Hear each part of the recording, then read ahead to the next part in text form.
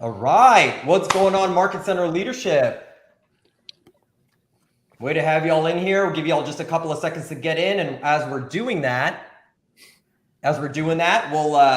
we do a little bit of intros.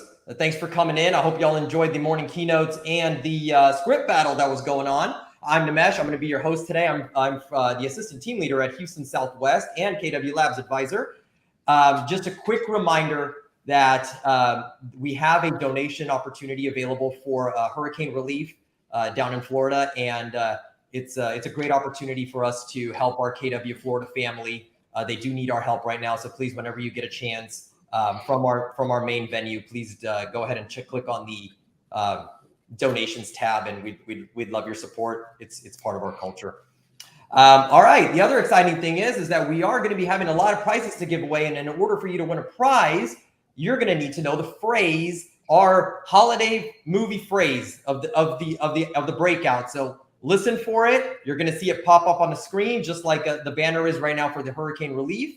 And make sure you jot it down, because in our final presentation, our closeout, our goodbyes, we're going to be giving away those prizes, and you're going to have an opportunity to win. All right, guys, y'all ready? I think it's time to have some fun. Excited. All right. I truly believe that this is the most exciting breakout that we have today, because we get to talk about the market center of the future. All right. And I've got 3 rock star individuals. So let's get right to it. Enough of me talking. Let's get them talking and sharing all this great info. So I'm going to let you guys introduce yourselves. So first and foremost, Brett Bishop, tell us a little bit about you. And I'd like for you to define what Market Center of the Future means to you in a brief summary. Awesome. Yeah. Thank you, Nimesh. So my name is Brett Bishop. I'm with the Keller Williams Peace River Partners Market Center in Southwest Florida, Punta Gorda, Port Charlotte. I'm a Market Center tech trainer, a Market Center investor, an agent. Wear a lot of hats, like a lot of us do. And for me, the vision of the Market Center of the future, a couple years ago, we got thrown into this virtual world. We didn't ask for it, but we pivoted, we shifted, and we made it happen. And I don't think that's ever going to go away. I think we're always going to have a virtual and live audience. So especially with Keller Williams being a tech forward company, how do we make our market centers embrace that? That's the vision for me. And it can be done on all budget levels. And it's just fantastic opportunity. So even in this shift, being able to make it happen. Awesome. Can't wait to hear what you have to share, buddy. All right. Next up, we have Janelle Gonzalez, or more affectionately known as JannelTheTech. Tell us about you and your vision of the Market Center. Hi. I'm JannelTheTech. I think the Market Center of the future has a lot of different meanings. Of course, we love the equipment. We love the opportunity to make every environment hybrid for everybody. However, I am going to focus on the software side of it, how to be the resource for your agents. So we always say for the agents to be the resource for their clients, and all we have to do is be the resource for our agents. It's that simple. Awesome. We'll appreciate that. And last but not least, we have the amazing Jeff Cohn from KW Elite. Tell us a little bit about yourself, Jeff, and what is your vision of the Market Center of the future? Nimesh, thank you so much for inviting us to be on the panel today. So glad to be here, you guys. We have the KW Elite Market Center in Nebraska, and I'm going to steal a part of what Jason Abrams and I discussed at FutureCon in December of 2019 when we announced that we are coming over. The mission then is no different than the mission now, and that's keeping the agent at the center of the transaction as the fiduciary and using technology to support that agent versus having a tech platform that replaces the necessity of a realtor. The Market Center of the future is going to empower the agent with technology, keeping them at the center of the transaction and help them scale their business. Awesome, man. I can't wait to hear from all of y'all and hear what you have to share. That way these great leaders that are watching and going to tune in later can start implementing into our KW market centers. All right, let's jump right in. All right, Brett, you're up first. I'm just going to tackle the elephant in the room right now. Yep. Gary is talking about cutting expenses. All right. Uh-huh. I don't want to lose anybody in this leadership group right here in 2 minutes. So convince me. Convince you. Okay, so need to upgrade my training room. Nimesh, what do you think the price tag is on that for a full conversion? So we're adapting it for a hybrid and live audience. What do you think the price tag is on that? So we're talking like cameras, TVs, the 9 yards, mics. Yep. Well, like 20, 30K probably. I could show you that by researching hardware and really knowing what's out there, you can get all the hardware for around $5,000. Okay. And have a truly legitimate, great microphones that pick up not only the instructor, but also all the participants in the class. We're talking about a microphone that actually picks up whispers, which could be a blessing and a curse. But lots of great equipment that really puts that all together in a complete package. So high tech does not have to mean high dollar. That is awesome. All right. And I'm imagining that before this breakout is done, you're going to be given note. You're going to be having people take notes, right? Yes, sir. Absolutely. Awesome. All right. So it's not always about the gadgets, right? So now Jannel come into play, right? So how can we leverage our market centers to add company dollar? So there is a lot of ways, and that's just being the resource for the agent again. So think about your training room. How can you optimize your training room so that the agents can use it as well?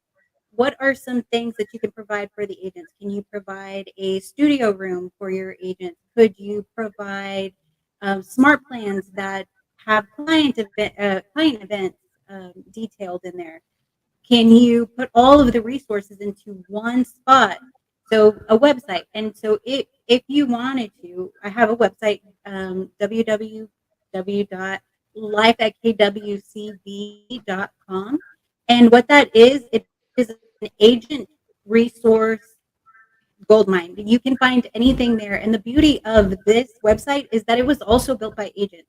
So all of my agents have constantly given me feedback. To this day, they give me feedback about it, and they tell me what they want on there and what not to be on there. It's all about being the resource. So as long as you have that, I also have agent orientation guides that you want to be the one source. You want to be the go-to for them.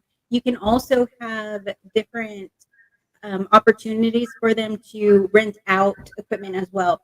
So you could have a gimbal in stock, a couple of gimbals in stock. You can have cameras on stock as well. And then you can check that out to the agents. What you're doing right now is you're investing a little bit for the agents during this shift so that they can come back and they can use it. And in return, you are getting company dollar because you are helping them out along the way. And what I'm going to do is I'm going to put our resources page on the comments, and you'll be able to go in and you'll see all of the resources that we all have available for you during the session. So I'm going to do that right now.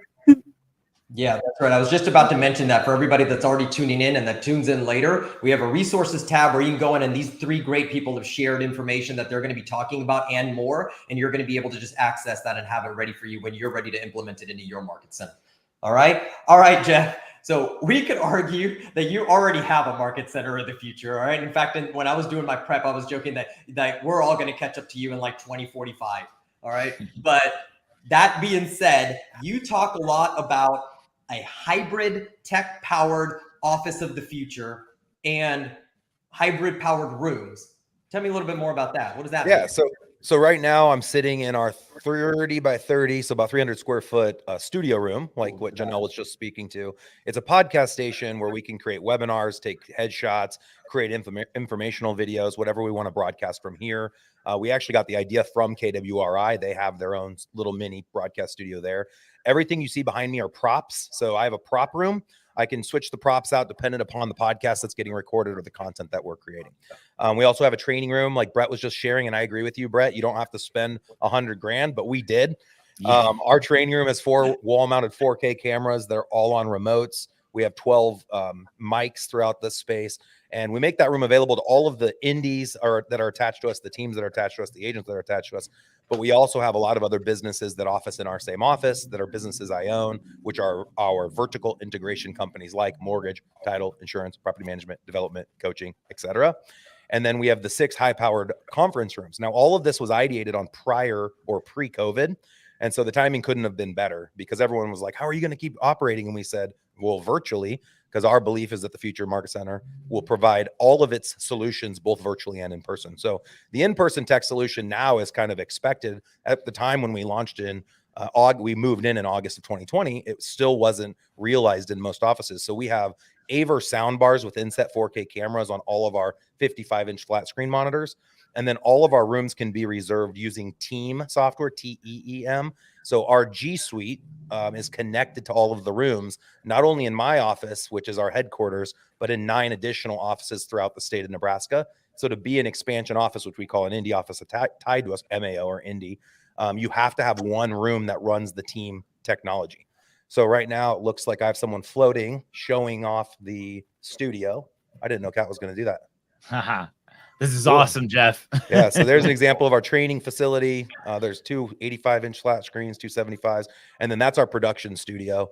So I have a producer that works for us. He just charges or bills hourly, and then he can use all of this equipment for his own personal use as well, and bring in businesses throughout the Omaha area to provide these rooms as a tech solution. That is, I don't even know how to follow that up. That Yeah, was awesome. as a gadget guy, like if there's one market center I want to get to out west, it's Jeff's. I love that place. I saw it on one of your YouTube videos of like a year ago, buddy, and it's just a really cool spot. Appreciate it. Thank you. Yep. And it's the value that it's creating for your agents, right? There's Well, and it's not lots just of an agent opportunity space. And I think that market center of the future needs to stop thinking of itself as a traditional real estate office. We essentially built a WeWork space. So we have a 2,000 square foot event room, which is the room you see right now on camera. It's got a kegerator. We've got cold brew and everything else anyone could ever want. All of the agents pay in a monthly fee to cover, we just call it a cafeteria fee, to cover everything that they would want for their clients and for themselves. And then I don't know, Dana, who's my producer, who's sitting here with me, if he has the conference rooms that are covered on this too. But the idea was we would offset all the office rent by putting in the ancillary businesses. And so it's worked really well from an economic standpoint. We don't have agents at our market center, so eyebrows should raise. But our intention was not to house agents in the market center, but to house agents in the independent offices that are outside of the actual physical market center location. So I have a 10,000 square foot office with 0 agents that you're seeing right now. Okay, Wow. well, let's dive a little deeper then go into a little more about then how do you, how does your market center that you don't have agents in providing you value? Yeah, so the market center is built to help the teams, agents, and indies scale their business. So our market center provides training to indies, to teams, to agents, accountability, leads, a website solution. We run Sisu dashboards for gamification and for tracking and metrics tracking. We use Dotloop for teams for contract to close. I know a lot of KW people are using DocuSign. We've had a lot of success with Dotloop for teams. There's no one right or wrong. It's just what we have chosen to use. And everyone in our ecosystem, we encourage to be aligned in all of these tech stacks so that we're playing in the same arenas. And I feel like there's a lot of friction for a lot of organizations because everyone wants to do it their own way. So when you partner at KW Elite, of course, you can do it your own way, but we encourage most to follow suit. So we're all running in the same platform. So one example for Sisu, we have 9 offices across the state. Every office runs its own Sisu board that tracks calls to contacts, contacts to appointments, appointments to closings, buy-side transactions, list-side transactions. It delineates the two. But then you can also run recruiting appointments, everything that you want to track, you can place on the board. Every location's competing against each other. And there's a leaderboard at the headquarters, and everyone can log into it open source to see how they stack up against everybody else, which is really motivating for agents and recruiters. Yeah, that's I awesome. love that gamification. I know gamifying is awesome, and I definitely appreciate the transparency. In fact, this is totally unprofessional, but I want to take a mental note right now for next year's Tech the Halls. This session should probably be out of Jeff's Market Center. Oh my gosh. Yes. I'd love to host you guys. Jeff, Thank you. do you happen to have a virtual tour of your office? Yeah, so I have with me today, Dana, give the other screen view. I have my 6D. These are Oculus Quest HTC Vive Pro goggles. And on these HTC Vive, we can actually create 6D renders of spaces that have never been built. So before this office was launched, we actually created a 6D render of the office that you can physically walk with the goggle, just like you can do with an Oculus. I started to say Oculus. These are HTC Vive. We can build 6D renders in spaces that don't exist. So that's another use case for our studio and our training room, is we can bring developers in and we can build their homes or their apartment complexes or commercial buildings in 6D like a video game and allow them to walk the space before it's ever been built before, which is pretty unique. So I can provide a 6D version of the office and then a video walkthrough if that's what you're wanting to see. That's Very awesome. Yeah, definitely. We'll check that out. There's All right. some cool stuff on that. Yeah. Yeah. All right. Let's keep rolling. Now, first and foremost, all right, leadership. You've heard all this. Do you give up or are you thirsty for more? All right. All right. So Brett, let's say we're not ready to spend 100K yet. Right? Let's say we're not ready to spend. I'm dying to hear some things that you're going to share with us, some gadgets you can share with us on a budget that can really turn around to market centers, training rooms, or any other facilities that they have. Yeah, absolutely. And I mean, what Jeff has is amazing. I love the facility that he has. What I've learned when I started implementing Market Center of the Future here in our South Florida region is we're in a small community, so we work on a tighter budget. And even when I traveled to South Florida, like the Miami cities and everything, they don't, they kind of operate on a tighter budget too. So that was kind of an eye opener for me. So it's really, I've always been a gadget guy. I just really dive deep into the hardware and I'm looking for the best value. So one of the things that came up for me is I'm looking at Vizio TVs. I personally have always had great experience with Vizio TVs, right? They have Apple AirPlay, Google, Chromecast, all built in. All these things are already built in. So I look at pieces like that where they can be multi-purpose. One of the things that I've experienced recently is in regards to PTZ cameras, so pan, tilt, zoom, right? The cameras that follow us around while we're presenting. So this right here, this $2,000 camera. If you have somebody that knows how to operate it, that's great. But in my travels in training rooms, a lot of the leadership they're not really well versed in how it works. It takes a separate cloud-based system to even manipulate the camera and plug it into what you're working with. So that's a $2,000 camera that's very difficult to use. And an alternative. That's what we're using. Yeah, no, I know you guys you guys are high tech, but Jeff, you would, as you said, you have a producer, right? Yeah, 100%. And we offset it because the producer we use, he has his own business venture. And so I allowed him to use our space so we could offset the cost through that. Yeah, that's awesome. So I've actually pulled a few of these cameras out when I've converted just because the leadership they don't remember how to use it, or they were never really brought up to speed in the first place. And it can just be difficult to use, right? Sometimes high tech has a high learning curve. But when we take some small pieces like this, $299, very easy to use, operates just like a webcam, actually uses hand gestures to control. So it's things like that I'm looking for, high value. And the other thing too is that these can be moved around and placed in your conference rooms. And I could put one of these in all of my conference rooms pretty much for what the PTZ optics costs. What else you got? That's the one. Now, what's the name of that model? That is the Insta360 Link. It's actually brand new. I've only been putting in OBSBot Tinies actually because it was the only PTZ 4K webcam in the space until this one came out. Mine actually just came in yesterday, so we've been playing with it as we've been preparing for this. And it's unbelievable. So what you're looking at right now, this is a Sony a6400 with a fancy Sigma 16 millimeter lens on it. And we got that Insta360 to produce an image that is almost undetectable from this $1,200 camera. Okay. And you have that information in your sheet, right? I do. Yeah. This in the model number. All right. So the last question I want to ask you on this camera is it pretty versatile? How many different ways can we use it in a market center? So conference rooms, training rooms, to Janelle's point about being able to have something like this that can be loaned out to your agents, right? Because it shoots high quality enough video that they can actually produce their own commercials for themselves, their YouTube channels, things like that. Yep. Yeah. Now, awesome. While this camera is fantastic, there is one thing, I don't know if you're going to bring me back to that, but my number one go-to, I can tell you about the best upgrade by far. So no, hang tight on that. Yeah, keep that super. We got to keep people in their seats for a little longer, right? So, right, and plus you're going to start geeking. You're going to get too geeked out over hardware, and we're going to lose everybody. So let's let Janelle bring the boys back in together. right? And kind of bring us back center. All right, Janelle, you guys are doing a lot of great things at CityView, right? So what are some things you're doing at CityView that a market center can implement right now that can bring instantaneous value to their agents? Okay, so we talked about what to do in the training room, and Brett, it's really funny because I almost called it the Ozbot killer because that's what you always call it. And so we have 3 different training centers. Mine is kind of in the medium range, and we do the owls.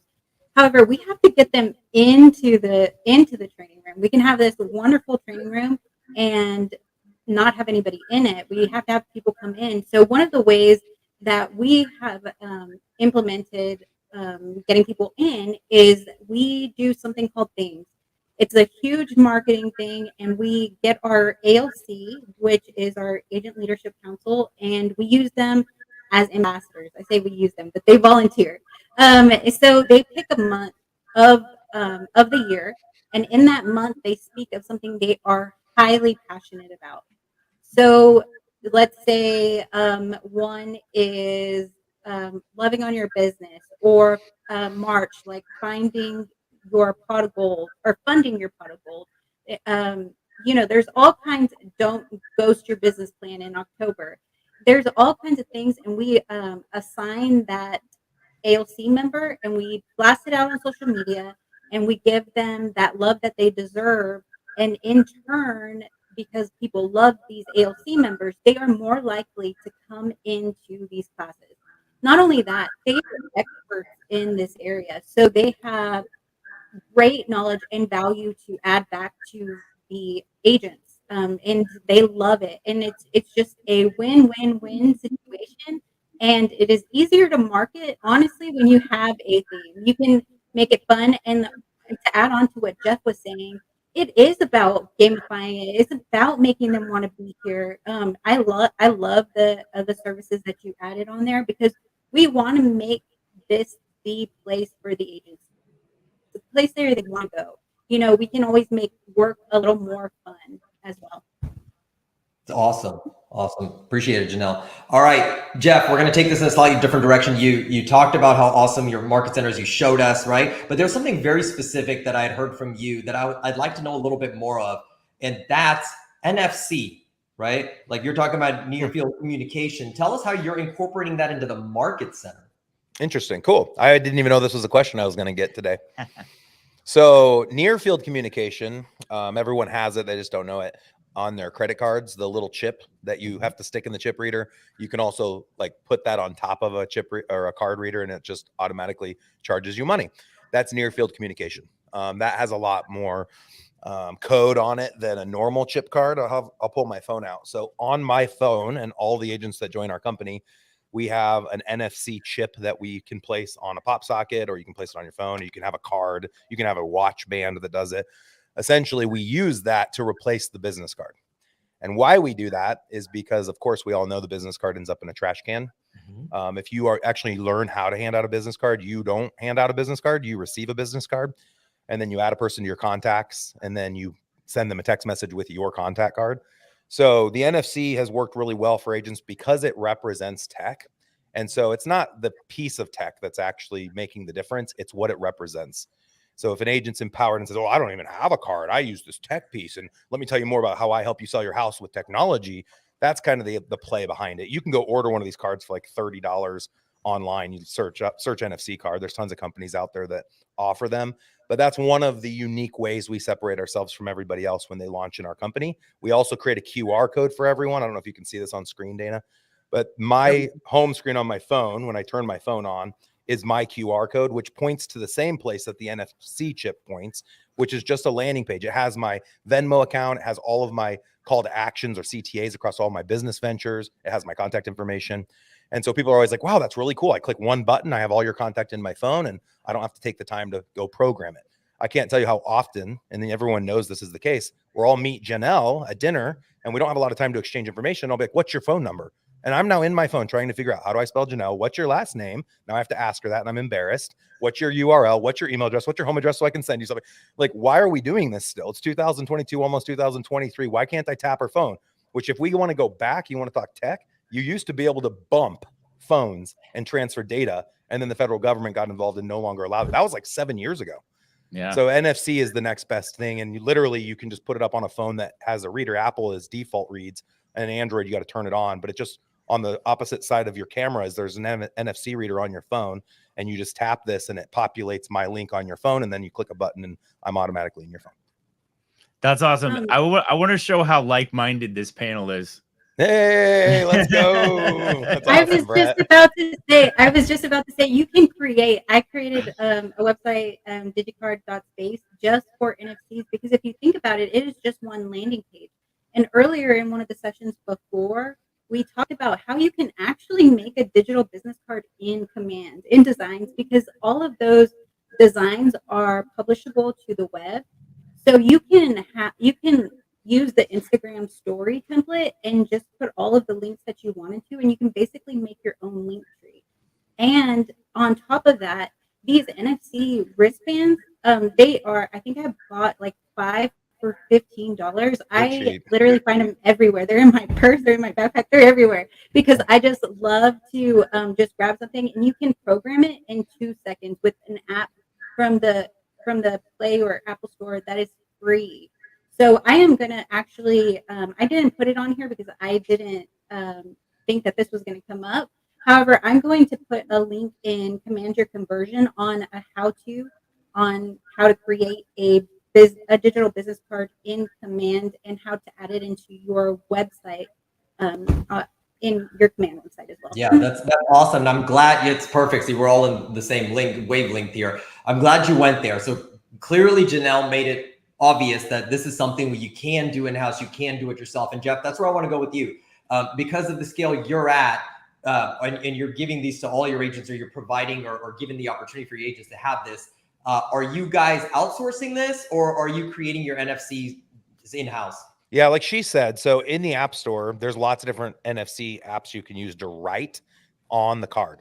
So you could give someone a card and have it pre-written to point wherever you want to point it. They could pick the card up and rewrite, because it doesn't have the same security measures as like your credit card would. You can go and rewrite on top of it to point to your website, or to point to ESPN.com, wherever you want to point it, you can point it. So everything I do, I've tried to make a lot of things in-house. So I own a tech company that provides the 6D, 3D, Matterport.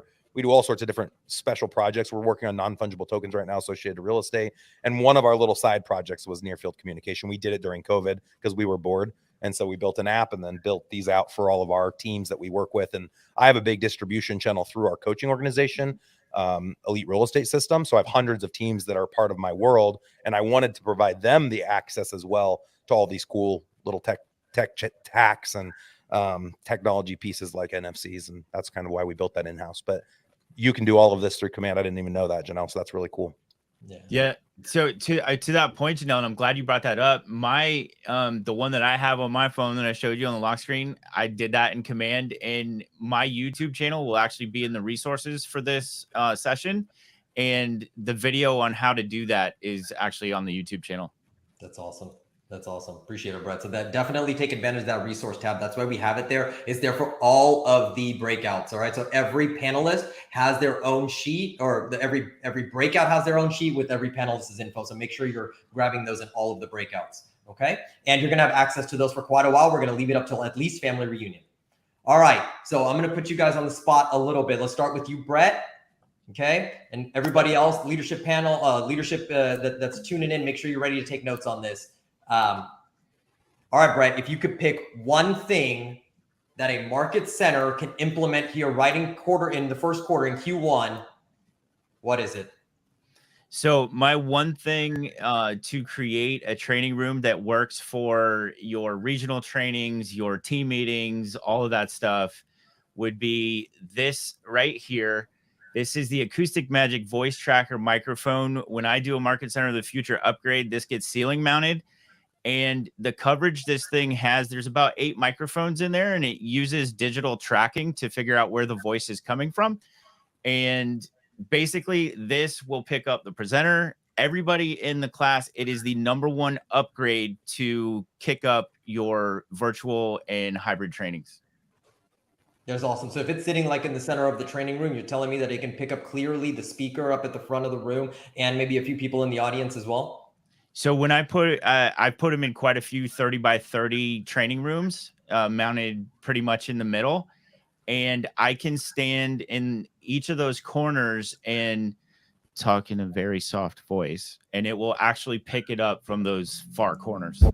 It's an amazing piece of technology, and it's been around since 2001. That's the crazy thing. And it's really just researching these things. Not everybody knows what's out there, but when you're a gadget junkie like I am, I get into that stuff. So, and those discoveries benefit Market Center leadership. Yeah. And you saw it was affordable, $279. Yeah, that's where I wanted to go with that real quick to close out this part for you is if you you put one in a 30 by 30 training room, you put one. Yep. At $279. Yep. They're designed to piggyback as much as two, but in a 30 by 30, I've done it on 3 or 4 occasions and one was enough. It's awesome. Awesome. Appreciate it, Brett. All right, Janelle, your turn. If you could pick one thing for a market center to implement in this first quarter, what is it? I would say one thing to implement is a studio room. Like Jeff said, we want to be that resource. We want to be able to have them come in and do their videos. One thing that we're going to start doing here, you've all heard about Toastmasters, right? Where you or if you haven't, it's where you practice your speech and you are, it's a little more elaborate, but you are practicing speech.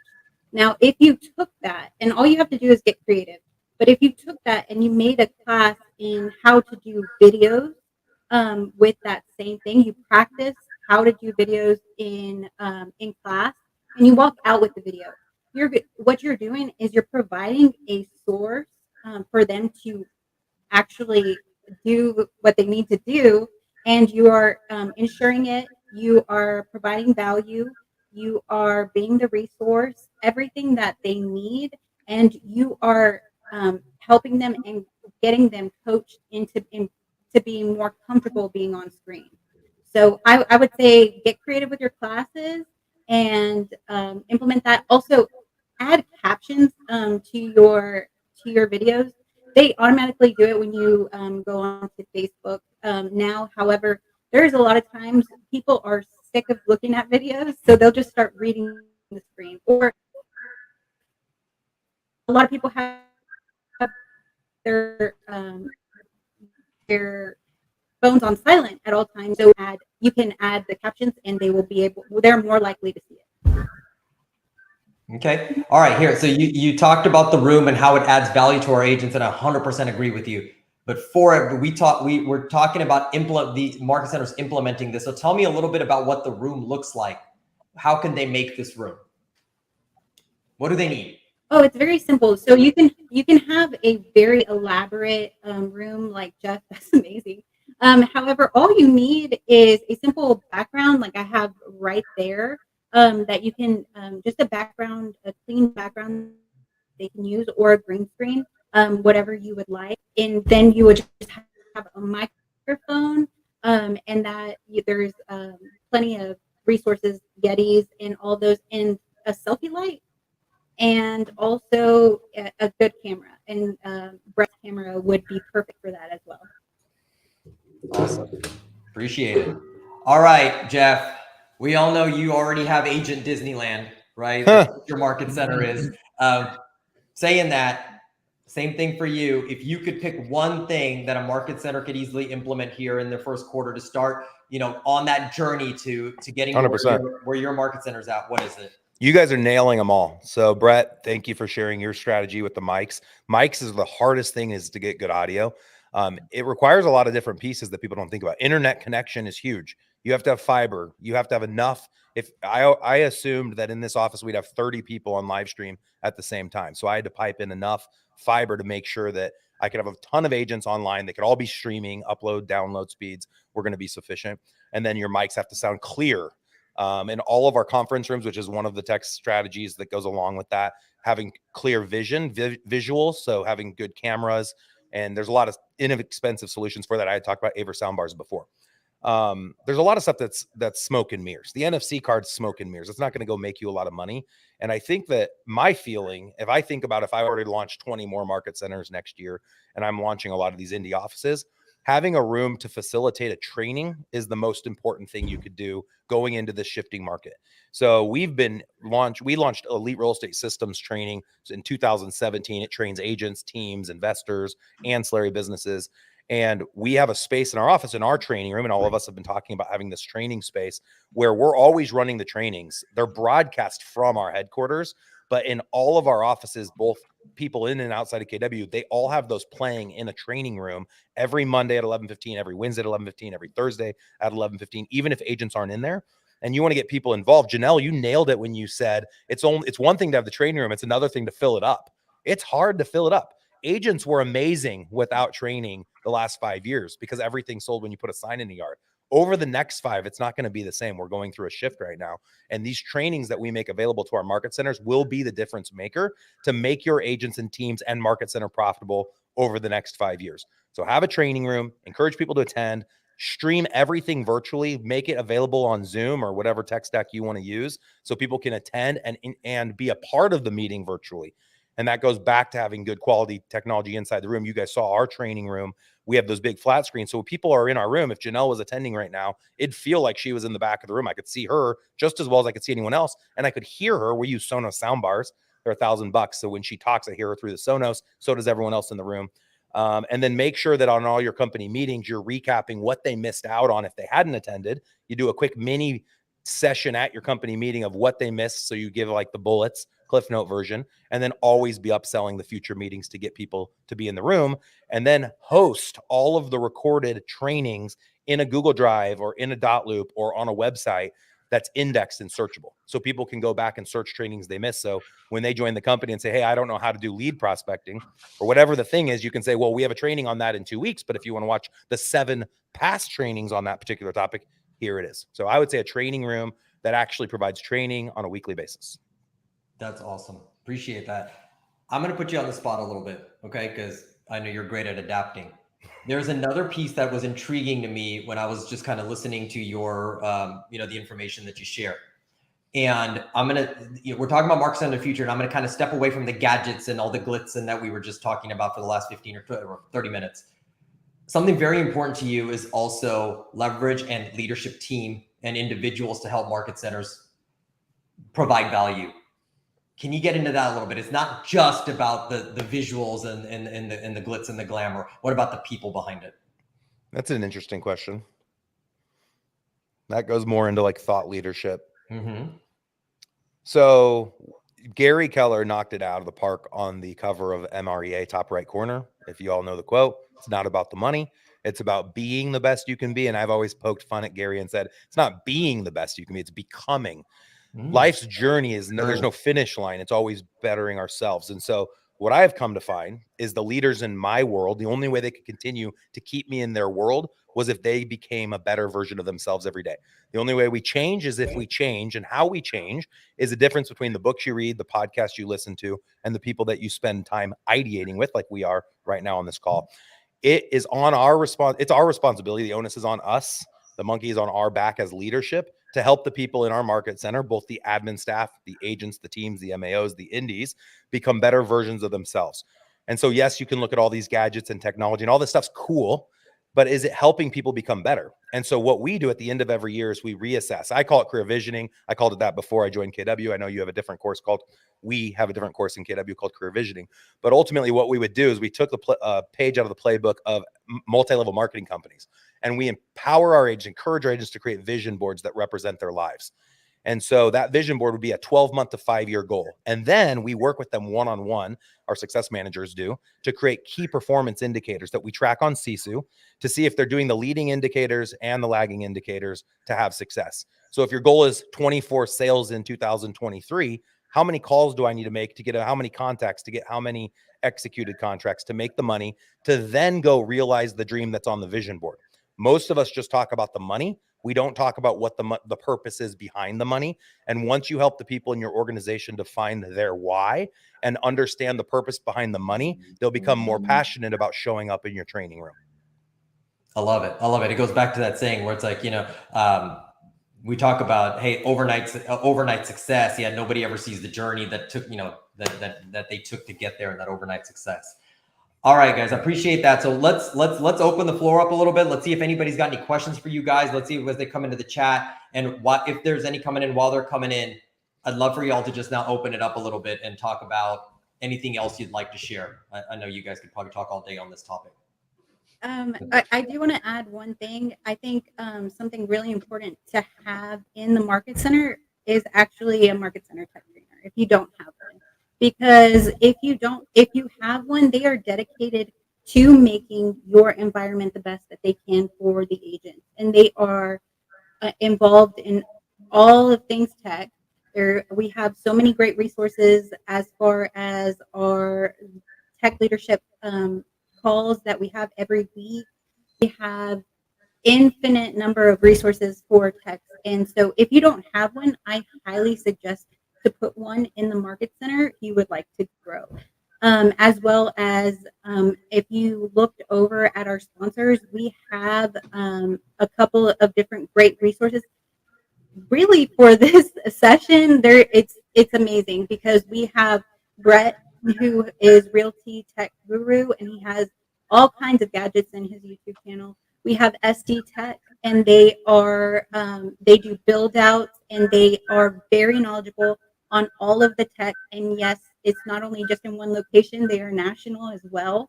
They're very close to my heart. And then there is also Marty is doing a new coaching program that is tech306090.com, which is a tech coaching program that will be about 30 minutes a week, I believe. But there is 30 minutes per day for 5 days a week. There you go. And so all of those links are in bottom of each page, and there's more. I think Brandon Long has an ability to help you with your database, and there is just plenty of great resources there. So I highly suggest to check that out. It could benefit you in a great way. Yes, absolutely. That piece that Brandon Long is bringing in with Anchor It is database management. So what he discovered is, sometimes we're on a leadership call, so I feel like this is a safe space. Sometimes you feel like you're telling agents until you're blue in the face and they just won't do it. So he realized an opportunity there. So if you're not willing to do it, but you're willing to pay to have it done, that's what they're doing with that, right? So that, like Janelle said, there's resources to love on the agents, get them into production, get them doing the things they're not willing to do until they're willing to do it. Because I guarantee once they start seeing it work, they're going to realize, oh, wow, that's actually leading to something. And I can save money by doing it myself or leveraging, get back to the red book. Now we're going to leverage and hire our first admin, things like that, right? Yeah, I think one of the other pieces I would bring that Janelle and Jeff both mentioned is that the media room piece. So if you as leadership or your agents didn't start doing video 10 years ago, the best time to start is now. Like literally, I mean, we're so far behind the 8 ball in video, but if you're in a small market like I am, the agents in our area have actually been afforded an opportunity to still get going and still capitalize on video market share. I mean, I feel like I've already walked through Jeff's awesome, offices because of his video presence. And I already feel like I know him a little bit because of that. And we all, we start to get that through our Instagram video, our YouTube video, things like that. It builds the relationship before you ever actually meet in person. So get that media studio. It's a value piece for your agents. It's a value piece for you as leadership too. I just finished up a Market Center of the Future training room upgrade in Weston over the weekend. And when I was there on Friday, end of the day, they're doing their Instagram video, YouTube video, because they're being very purposeful about doing social media videos every day. And it builds that relationship and presence online that's so important to business building and marketing. Yeah. Something on that too, Brett, that you triggered it. And of course it's going to come back to branding because I love branding. I think that, like you said, you could tell about Jeff just by seeing what he has. That's his unique selling proposition, and it goes back to the 36 12 3 lead generation. That you are providing that unique selling proposition, and you are creating your brand. So, what do you want your market center to say about you? How do you want to brand that as well? And then also another thing was, if you want your agents to be using command, if we want to get them involved, get them in 200 contacts. We are in a huge 201 for technicalities. 201.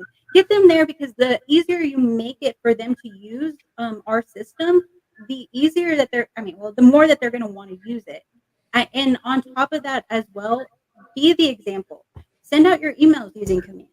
Send your text using out command. You are not only are you going to show them that it's so easy and that you prefer to use it, you are actually going to be able to help them along the way by just knowing it. And believe me, it is really simple. It's really easy. And the big So thing is, dive right in. not only simple, it's also so quick, right? You're leveraging the system to mass send the information you want, and it's over in 2 seconds or 5 minutes, as opposed to taking a lengthy time period, right? And going back to Brett, your comment about the videos and your explanation on the videos, the key is that agents are just reluctant to, most of them are reluctant to do it because of fear. So us as leadership, we need to push them to start doing that, because that's the way of the future, and it just helps in conversion. I'm just going to quote my OP and team leader, Chad St. Jean, and Maps coach, Chad St. Jean. I love the line. He says, my crappy video is always better than your non-existent video. Absolutely. Right? So we just need to get them out there, get it in there, start practicing it. And the next thing you know, they're the next Jeff Cote, right? So I follow Sean Cannell with Think Media, and that's their tagline. You got to just press record. Yeah. It doesn't get better if you just keep avoiding it. It gets better with practice. Yeah. Yeah. And that, and all of this stuff helps in that 201 initiative, which, we have the statistics that are proving that, yes, agents will increase their income. Market centers will increase their company dollar. We just need to get them there. And these are great tools to get them there. Absolutely. All right, Jeff, what do you got? My last piece of advice. Final thoughts. Well, it doesn't sound like a lot of people are jumping in with questions. So I just, it's all the answers. So I don't know if that's the case. I think that we have a huge opportunity inside of Keller Williams with it having more agents than any other real estate company in North America. 3 years ago, we joined because Gary is open to us using the network to expand our companies. And I think sometimes we think too small. So a lot of the market centers I see are going with the old traditional mindset of, okay, get quarter cappers and start my caps program and make them half cappers and then have them become cappers. Well, I come from the mindset. I had a huge team. We were number one in the world at Berkshire. We went from 70 to 700 sides in 6 years. I wanted to help teams and brokerages scale. Today, I want to help teams and brokerages scale. We don't have to limit ourselves to the confines of the territory that you bought as a market center. Now, and I know this is political and I don't know how it applies to every state and every region, but in a lot of places, we can expand our market center with expansion teams that are tied to us. So all the resources that we're investing in our hyper local physical location, don't think of that as only serving a 30-mile radius. Think of it as serving the world. You're part of Keller Williams Real Estate International. There's no reason that your podcast room isn't serving a company in Spain or a team in Orlando or a team in Long Beach. And that's been my mindset from day one. If you came into my space, you'd say he overbuilt, he overspent. I did not overspend to build a multi-billion-dollar company. It's actually not big enough for what I'm going to eventually need. And that's my mindset. My training room wasn't for the people physically in Omaha, Nebraska. It was for all of my coaching clients and people in my world everywhere. And I let a lot of people into my world. To your point, Brett, you know me because I've chosen to be transparent and give and give and give. And I know that 1% of the people that have received will think that it's valuable. And maybe 1% of those people will choose to join my world. Not everyone's going to join it, and that's okay. But we're here to help people become better versions of themselves every day. And I invite anyone listening right now, if you want to learn more about my world, you can go out to growwithers.com. Shameless plug. We're here to help your agents. And we have enterprise accounts where we can offer your office agent training, team training, investor training, ancillary training every week for a very low price. That's awesome. Yeah, and that was a mic drop. I got my thunderstone. That's exactly what I was going to say. And Jeff, I don't think it's a shameless plug at all. That's just our culture, right? Is to give back and share within our company. So that's really awesome. Hey, I appreciate all three of y'all, Brett, Janelle, Jeff. Thank you so much for joining us. Hey, leadership that's come on board. We provide you with great information here, a great start to getting your market centers turned around and or advanced, right? We want to future-proof our market centers. So start working on that. Do not forget that all these resources and more that these guys talked about are all in the resources tab at the website. The next panel coming up is going to be about recruiting, so hang tight. And of course, please do not forget about the donations to hurricane relief in Florida. All right, so hit up that tab.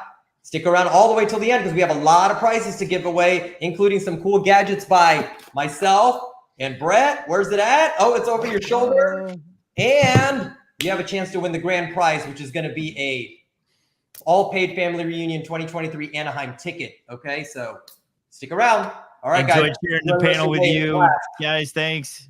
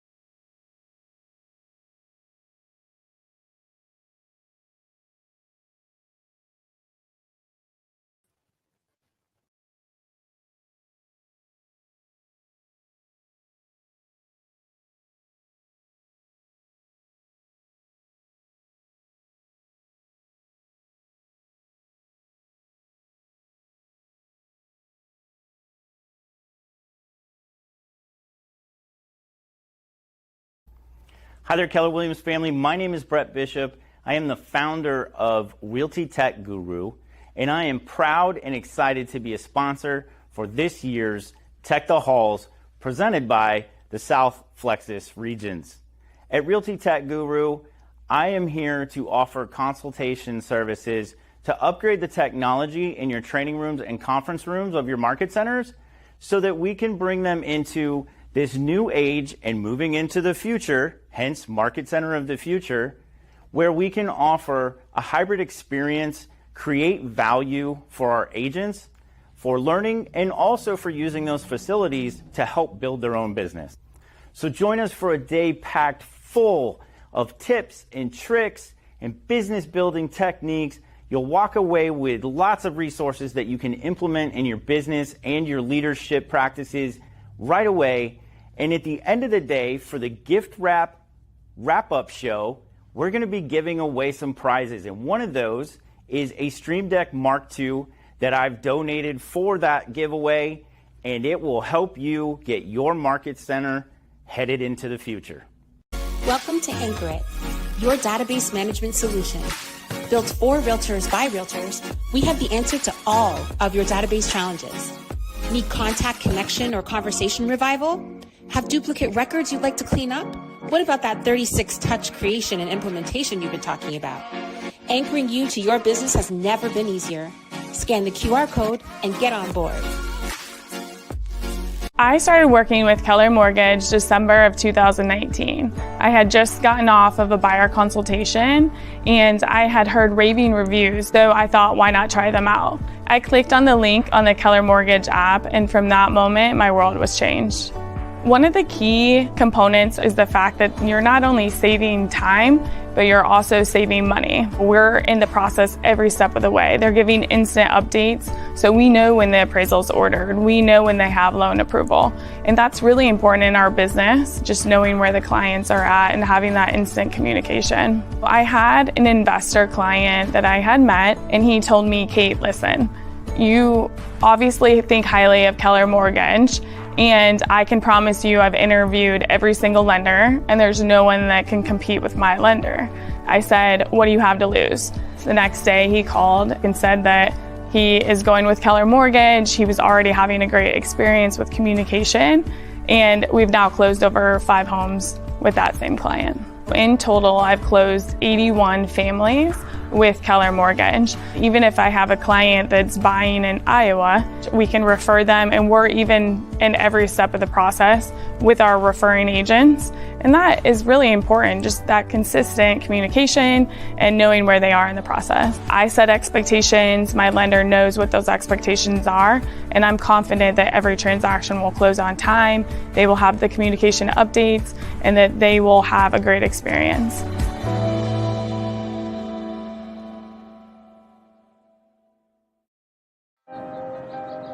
JannelTheTech is San Antonio's premier provider of managed IT services, handling everything from phone and internet service to online security. Hello? Oh, are you there? If you're experiencing service loss, then your business's reputation is on the line. Our mission is to get the job done right so your customers are never left waiting. We maximize uptime through quality equipment and installations that you can trust.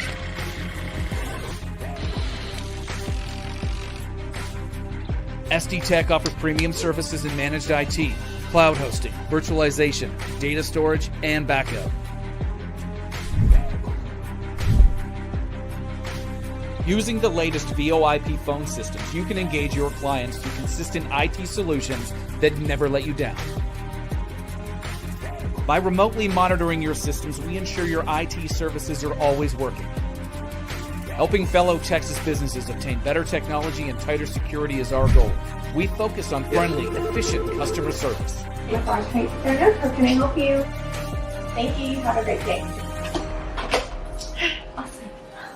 Find out how JannelTheTech can help your business. Contact us today for a free analysis.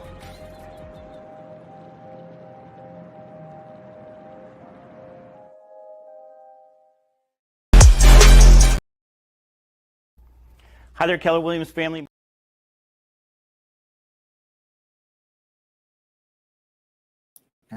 All right. Welcome everyone to our R2 recruiting technique session. We are so excited to be here with you guys today in this Tech the Halls event. And boy, do we have a lineup for you. So let's go ahead and start bringing in our guest speakers for today. All right. Well, we've got 3 superstars for you today. All right. All right. Oh, man, I feel bad. I forgot my Santa hat. Come on, Ariel, let's do it. But we've got 3 superstars for you guys today to talk about R2 recruiting techniques and what has been effective to them. Now, let's go ahead and introduce our guest speakers for today. So, Jessica Fox Wimmer, who are you? Well, I was a team leader forever, and for about 17 years, I've recruited about 2,000 agents over my tenure, and I'm now a MAPS coach for over 40 offices in a couple of different countries with Worldwide, and I'm our Worldwide Monday or Tuesday growth call host. So I do a few different things now, and my heart's still with recruiting, so I'm excited to be part of the panel today. Awesome. Well, thanks for being with us. Alexis Rankin. Hi, thanks for having me. I'm a team leader. Known for my recruiting success, winning both R2 national recruiting competitions, recruiting over 26 R2s in 4 months, both time around. Love to be here. Super excited. I too am a coach and consultant for over 30 different market centers across North America, and happy to provide anything you guys need in terms of recruiting advice today. Awesome. We're super excited to have you with us. And Mr. Garrett Hall. Hey, man, how's it going? So have you ever seen that little competition where everybody's doing like the bodybuilding and you have the one little skinny dude? That's how I feel with these 2 rock stars. But I'm here, relatively new to recruiting. I've been at Keller Williams, however, for 9 years. Started at the front desk, agent services, and been blessed enough to work my way up to assistant team leader. We just placed, I think, number 11 in the entire company when it comes to recruiting and profit. So happy to share, some of our strategies with y'all today. Awesome. Super excited to have you all with us and just share some amazing nuggets, right? And wisdom to us all. So let's get started. All right. So first question for this amazing panel. What strategies have you found most effective to getting R2s to meet with you? And are you calling them yourselves or using ISAs Jessica, can you share with us first? Sure. Well, cold calling is not the number one lead source for R2s in my world or with most people I coach. And yet there are a couple very effective scripts that we can share that you, your leadership team, or an effective ISA can be successful with. So anyone can make these calls if they practice a little and, fine tune their skills. So these scripts are universal. And yet when we're writing a script, we always have to write a script to the market of the moment. So the shift is really helping us right now set R2 appointments. It's easier than it has been in many, many years because of the pressure on agents for more leads, more listing appointments, more referrals. And so as long as your script is one that's matching the market of the moment, it can be a very effective resource or a method as long as it's delivered with someone that has a little practice. Awesome. And Alexis, could you share with us what are some of your techniques? Yeah, absolutely. So effective scripts, absolutely. If you're going to be the one or an ISA, of course, there's a ton of strategies, visiting open houses, text messaging, etc. However, if you are going to be focusing on calling or having an ISA call, one of my favorite scripts and one that I had a ton of success with is a bonus script. I sent that over to Ariel so everybody on the call can get access to it if you'd like. I had a ton of success with it. And I wrote it when I realized that a lot of my own agents were getting those, quote, signing bonus opportunities and phone calls. And were they interested in moving? No, but were they interested in meeting? Because it just spiked enough curiosity.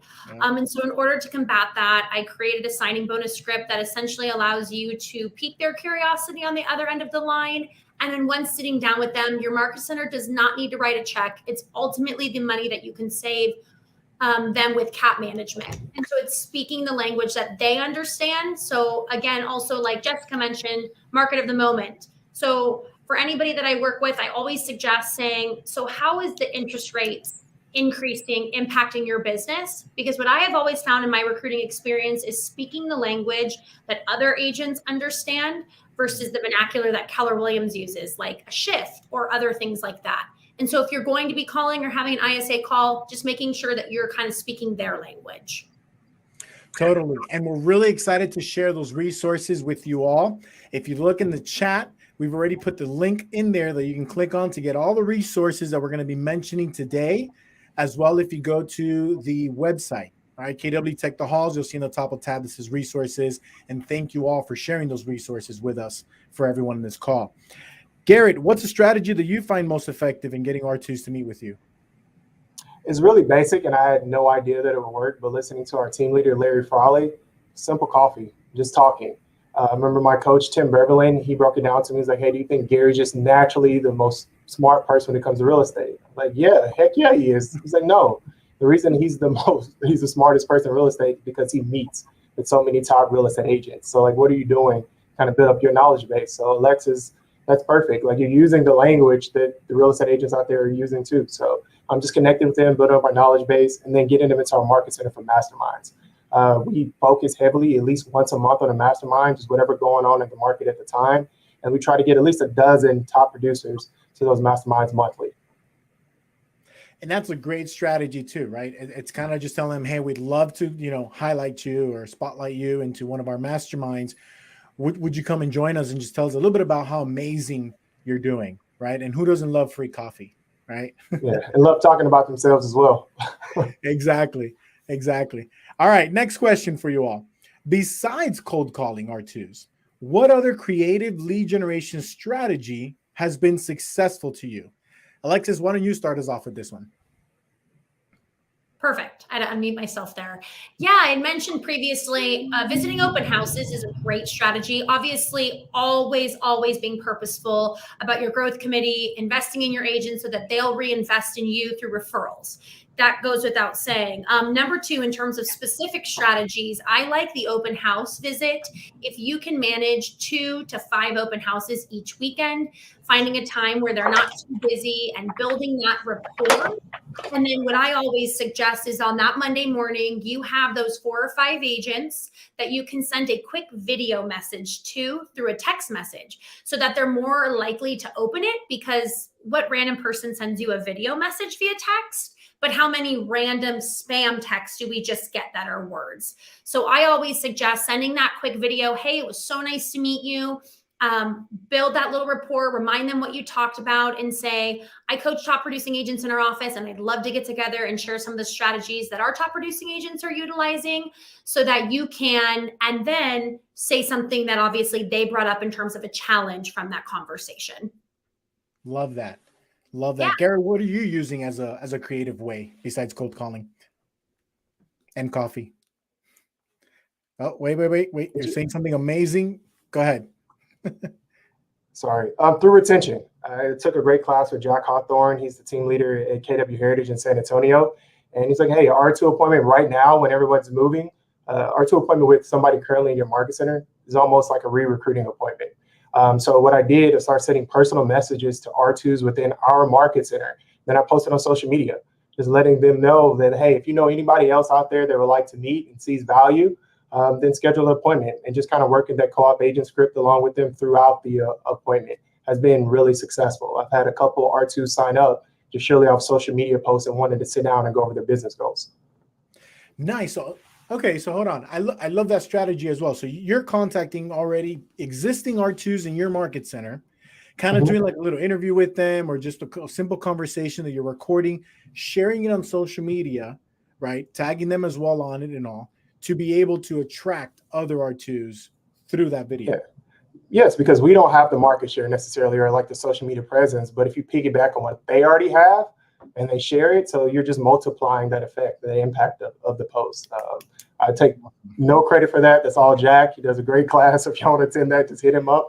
But it's an excellent strategy, and just being consistent on the marketing and then talking about relevant things in the market, relevant topics, has been very successful too.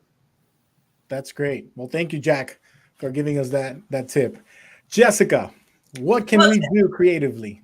To piggyback off of what Garrett's doing, it's really when we're doing things like that, we're showing how we're different as team leaders, because we're business coaches, we're not recruiters. And when we can be visible to people that we want to attract, share value, share, new strategies, be progressive, we're being who we need to be to attract who we want. And to go further on that, if you look at the agents that are really experienced, most of them are coming in because there is some sort of relationship, be it a vendor or an agent that you already have in your office. So get focused around that with those that are interested in growth share and profit share. Your ALC obviously has raised their hand, and there's probably others within your office on your growth team or growth committee, whatever, that have interest. And get a focus of 20 or so agents that they're committed to, leveling up the relationship with, inviting, if they're going to take time out of their business to attend a training, invite those folks as your guests. Be intentional with that relationship. Be the agent that invites them to mega camp before the team leader sends out the marketing and calls, and yet if you work through those that want to take advantage of the opportunity in the market shift ahead, you can multiply much quicker than you can on your own. And agents are more apt to attend a training if they've been asked by a friend. So be intentional. I actually have a top 20 strategy that we can add to the notes that I would do with my ALC and any significant hire that I've made, for them to have a focus on 20 folks that they want to bring over. Amazing. I love that. And at the end of the day, when you're incorporating your R2s, when you're incorporating your ALC, when you're incorporating your leadership team and everything, it's a win-win for everyone, right? It's basically a major award, right, that you're actually having and accomplishing, right? So wink, wink to our audience. All right, next question. What has been the most frequent objection that you received, and how did you handle it, right? Let's go ahead and start with you, Garrett. The typical one. I love my broker. I hate that so much. Like, I know you love your broker. But just kind of spinning it back to masterminds and just focusing the key word on all my drips, all my campaigns, because I do use smart plans a lot, is collaboration. Like, I'm not looking to recruit you. I'm looking to learn from you, and then just kind of bragging them up. Like, hey, it's going to be people from all brokerages in Houston. I would just love to get your best strategies. This is broker agnostic. So let's just talk, let's share tips and create a community. And right now, a lot of people are panicking because they don't know what to do with the shifting market. If we have that community for them, more than likely when stuff really does shift, they're going to refer back to Keller Williams and the people that built their relationship with them. Good point. Good point. Jessica, what has been your biggest objection? Well, wait. You're saying something brilliant. I'm happy where I'm at. I'm loyal to my broker. Life is good. I'm not looking for change. I don't want to be recruited. I've already looked at KW. I've already been at KW. They're all the same. You know, any objection is an unanswered question. And instead of just out ninjaing someone with objection handlers, it's really about getting down to really the fire, because they're throwing smoke up at you. And so, there's a lot of great statements that you can create now that are great objection handlers with the market of the moment that handle all of them and say, with the uncertainty in the market ahead, and the changes in the market, brokers are having to make tough choices and very unpopular changes to stay profitable, to stay viable. And the truth is, I would love to earn your plan B if ever your situation changes. I know you love your broker. I know you've got a good deal. And yet, what if they sold the business? Or what if they changed something that you weren't agreeable with? I'd love to earn that plan B so that you have a safe place to land if things change in your current situation. So that is like an objection handler that just handles it all, and I like to just throw that into the conversation or even the script so that we can just move on and either set an appointment or agree to stay in touch. And you can actually write that into your script to be the very beginning of your script to actually get an appointment quite easily. Love that. Just basically thinking outside the box. All right, Alexis, what do you got? Awesome. Well, I think Jessica did a really great job at giving you specifics. And Garrett, I think you teed her up perfectly as well with ones that you're facing. Garrett, when anybody ever says, I love my broker or brokerage, I always just say, great, what do you love? And they list all these things and you're like, awesome, what would you change? And when they say nothing, you say, well, if it had to be one thing, what would it be? And then all of a sudden their guard goes down and they give you 3 or 4 things and you go, great, that's exactly what we'll talk about when we meet. So that's my favorite one for that one specifically. But I think what Jessica's saying overall is very important. Objection handling is typically handled with a question. So it's really just the fact that we don't have all of the information yet. And if we haven't been able to isolate the objection properly, you're probably going to get stonewalled, which is exactly what they're doing, whether it's on the phone or if you're closing them.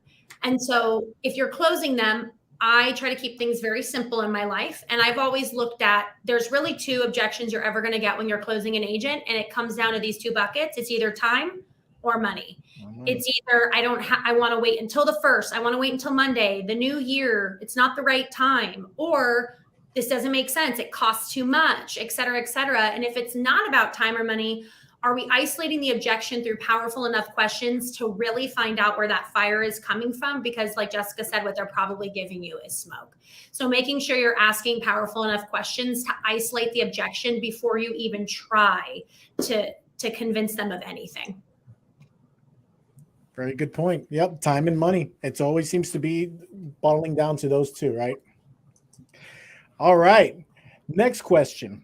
So, and for those of you who are listening to us that are leadership, right, these were a lot of questions that came up from team leaders, such as yourselves, that wanted answers from our superstars, right? So we reached out to a couple team leaders and said, hey, what are some information you'd like to know, right? Or that would help you in being able to recruit R2s. So this is coming from you. If you have any additional questions, please feel free to put them in the chat and we can definitely go over those as well. All righty. So what has been the biggest mistake that you've made in trying to recruit R2s? Now, this is an interesting one, right? Obviously, it's a very vulnerable moment, all right? But we'd like for you to be as honest as you can, since it's a learning opportunity, right, for all of us, especially new team leaders, right? But what would you say is a biggest mistake that you've made in trying to do that, in trying to recruit R2s? All right, Jessica, let's start with you. Okay, well, I think this is the universal mistake that most of us make. We get excited about the conversation and we start selling and telling and solving problems.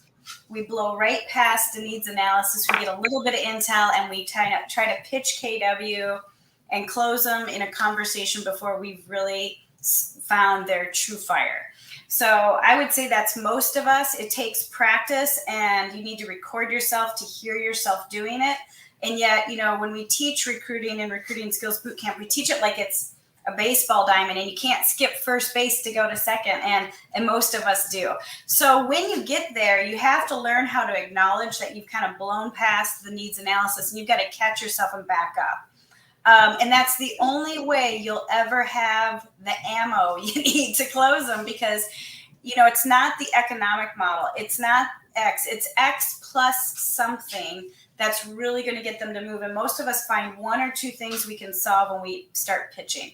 So again, it's skill. Just like a listing is not a come list me anymore or let's try this price anymore. It's a skill-based listing market. It's a skill-based recruiting market. So you really need to be the business consultant that we are as MREA business consultants. And you need to follow the process of needs analysis. And then we have permission to get into prescriptions, but never, ever until then. Because again, if they can't tell you their pain and the impact that pain or gap in their business is having on their life, you don't have a reason to talk about KW yet. And that's what we missed that mark. So it was a good point, right? It's missing that needs analysis sometimes and just kind of going straight to the closing or selling KW. Now, if you were a new team leader, right, and you've kind of fallen in that trap and you see yourself where you're kind of losing already the recruit because you're selling so much that you've kind of lost them mentally, how can you reel them back and go back to the basics of needs analysis? Ariel, oh my gosh, I'm getting ahead of myself. If you were my agent, I'd be coaching you around this, and I'm passionate about helping you. I think you could probably hear it in my voice. And yet, let's back to you. When you think about you and your business, and that's how I would catch myself, grab myself, and get back into gear. Awesome. That was like mic drop. You see, it's as simple as that. And I loved how in the beginning you were like, you know what? I'm so sorry. I'm so passionate about this. Let me go right back to you, right? It's just being sincere about it. Awesome. Thank you for sharing that. Alexis, what are some of the biggest mistakes that you've made when you started off? Yeah, I just want to touch on what you guys were just talking about too, because that's a really great way of catching yourself. But what happens when they are pushing first? So what are your splits? Like, okay, what are we, right? Like, get to it, right? Yeah. You got the high D on the other end of the table. And then when you're a high D too, it can be a disaster because you want to just jump right in. And then so on the other end, I go, oh my God, I love all of these questions, especially if you're calling with a signing bonus script. Some people will sit down and go, awesome. Like, why do we need the questions? Like, let's just dive in. What's the bonus? I love that. The bonus is different for everybody based on your level of production and what's important to you. Do you mind if I get to know you and your business a little bit better so I can make sure we get you the correct signing bonus that you'll find most valuable? So that's another way of also flipping it if they get carried away, because I tend to find that they will get carried away more than me sometimes. So that's a good way too. Just wanted to add that. So I would say about 95% of the team leaders and market centers that I work with all have this in common, and it is the follow-up systems and the lack of the follow-up systems. So when we are recruiting, we are one person and we are generating a pipeline, and we are also needing to follow up with the pipeline. And if you do not have help with the follow-up through the help of automation over 365 days after you have met with that agent. So we're not talking about prospecting systems, because that would be somebody you have not met with or have not met with in the last 120 days. I'm talking about follow-up systems to help you through the help of automation for that 70 to 80% of people that are going to join you in the follow-up. So you've met with them once, twice, or 3 times, and they're like, you know what, Ariel, you're great. Keller Williams is great. And no matter what the objection handlers you are equipped with, they just aren't ready. And it might not be right for them. So you let them go and figure it out on their own. If you're running so quickly to continue to build that pipeline, of which we're responsible for, how many people on the other end of this call right now is this resonating with that you saw on Facebook or Instagram that recruit you had great rapport with ended up going to a Remax or an EXP 6 months later? And we kick ourselves because we didn't follow up with them. Well, we can't do it all. And so typically what I do in terms of that is, because I know the importance, it's working and helping on the systems. Because if you don't have them, you guys, if you take anything from this call, you need them in order to hit the numbers that you're looking to achieve. So my biggest mistake was not having them in the beginning. And once I did, we definitely saw it in the numbers. So can you share with us a little bit as to what that automated system kind of looks for you? I mean, that kind of sounds like a smart plan, right? Yeah. That you can possibly use in Command, whether it's Yeah. in Command MC or you're using the agent side. But what does your automated system look like? Do you send an email, a text? Is it a call reminder? Like, how would that look like? Yeah, absolutely. So for anybody who's really interested on the Market Center side, if you're using it, if you look up author names, Stephen Rankin, Stephen with a PH, who's my husband and was an ATL and was averaging anywhere from 20 to 30 agents on his own per month.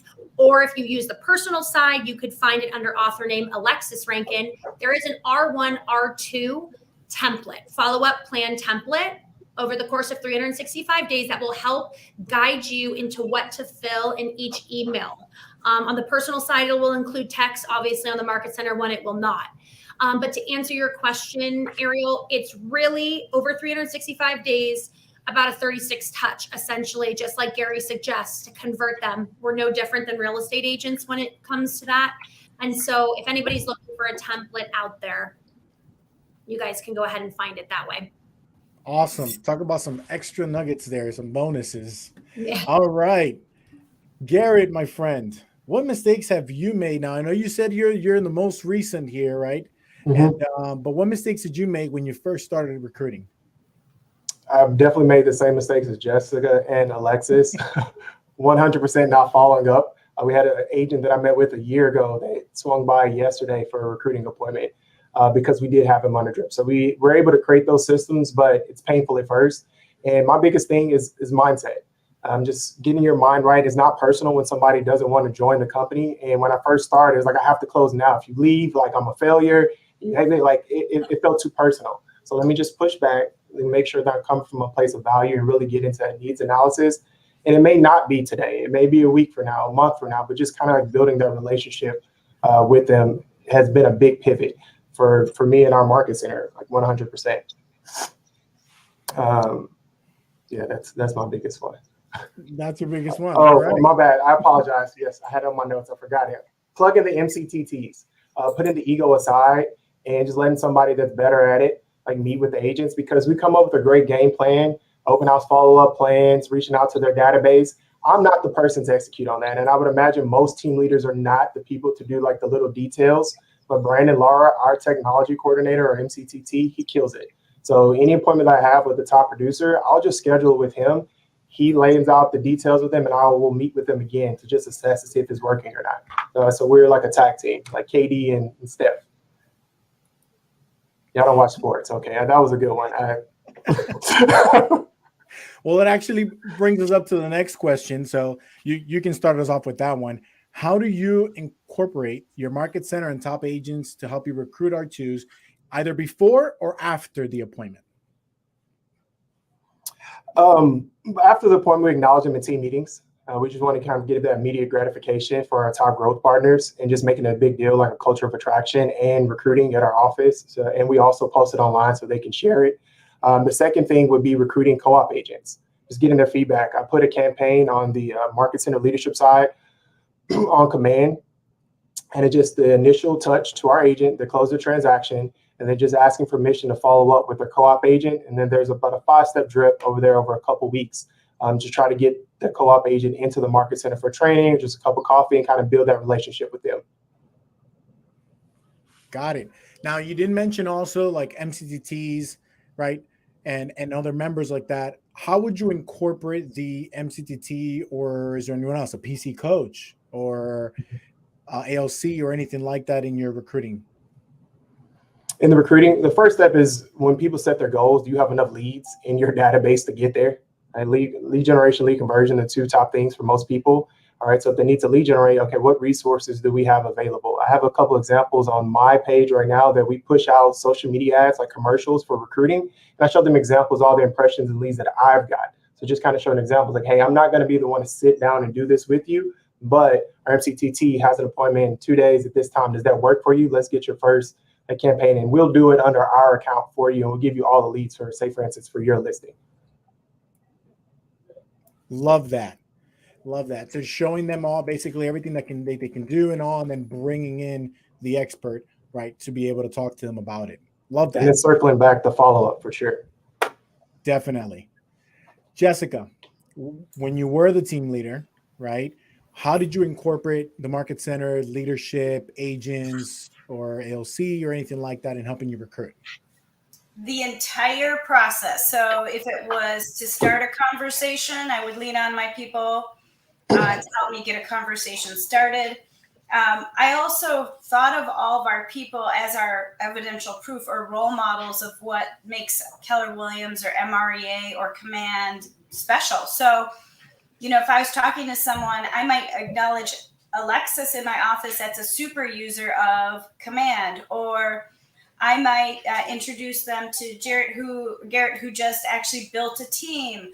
So, you know, when people are looking at us, we're unique. Everyone has, you know, caps and splits and things, and everyone has training, and yet we teach them how to build a team, or, you know, put the business in their business, or put the systems in their business. And so that's hard to articulate unless you're actually showing proof. So I really will weave people into this entire process, including follow-up. So after I have a great appointment with someone, I'm going to ask whoever is in relationship with this person to call them and see, you know, tell me what I need to know. Or if I'm creating my own conversation, I'm going to introduce this recruit to the people around me that are super users of KW in whatever way. And I'm going to ask them to help me help them close. So it's every part of the way. And if they don't have a natural sponsor, I'm helping great agents help me build the office. That is awesome. And on that point, you mentioned the person who introduced you, right, to the recruit. You talk to them. Hey, tell me what I need to know about the recruit. Kind of give me a little heads up, right? So you're more prepared for the meeting. Do you use that same person maybe after you've met with the recruit to help you then close it?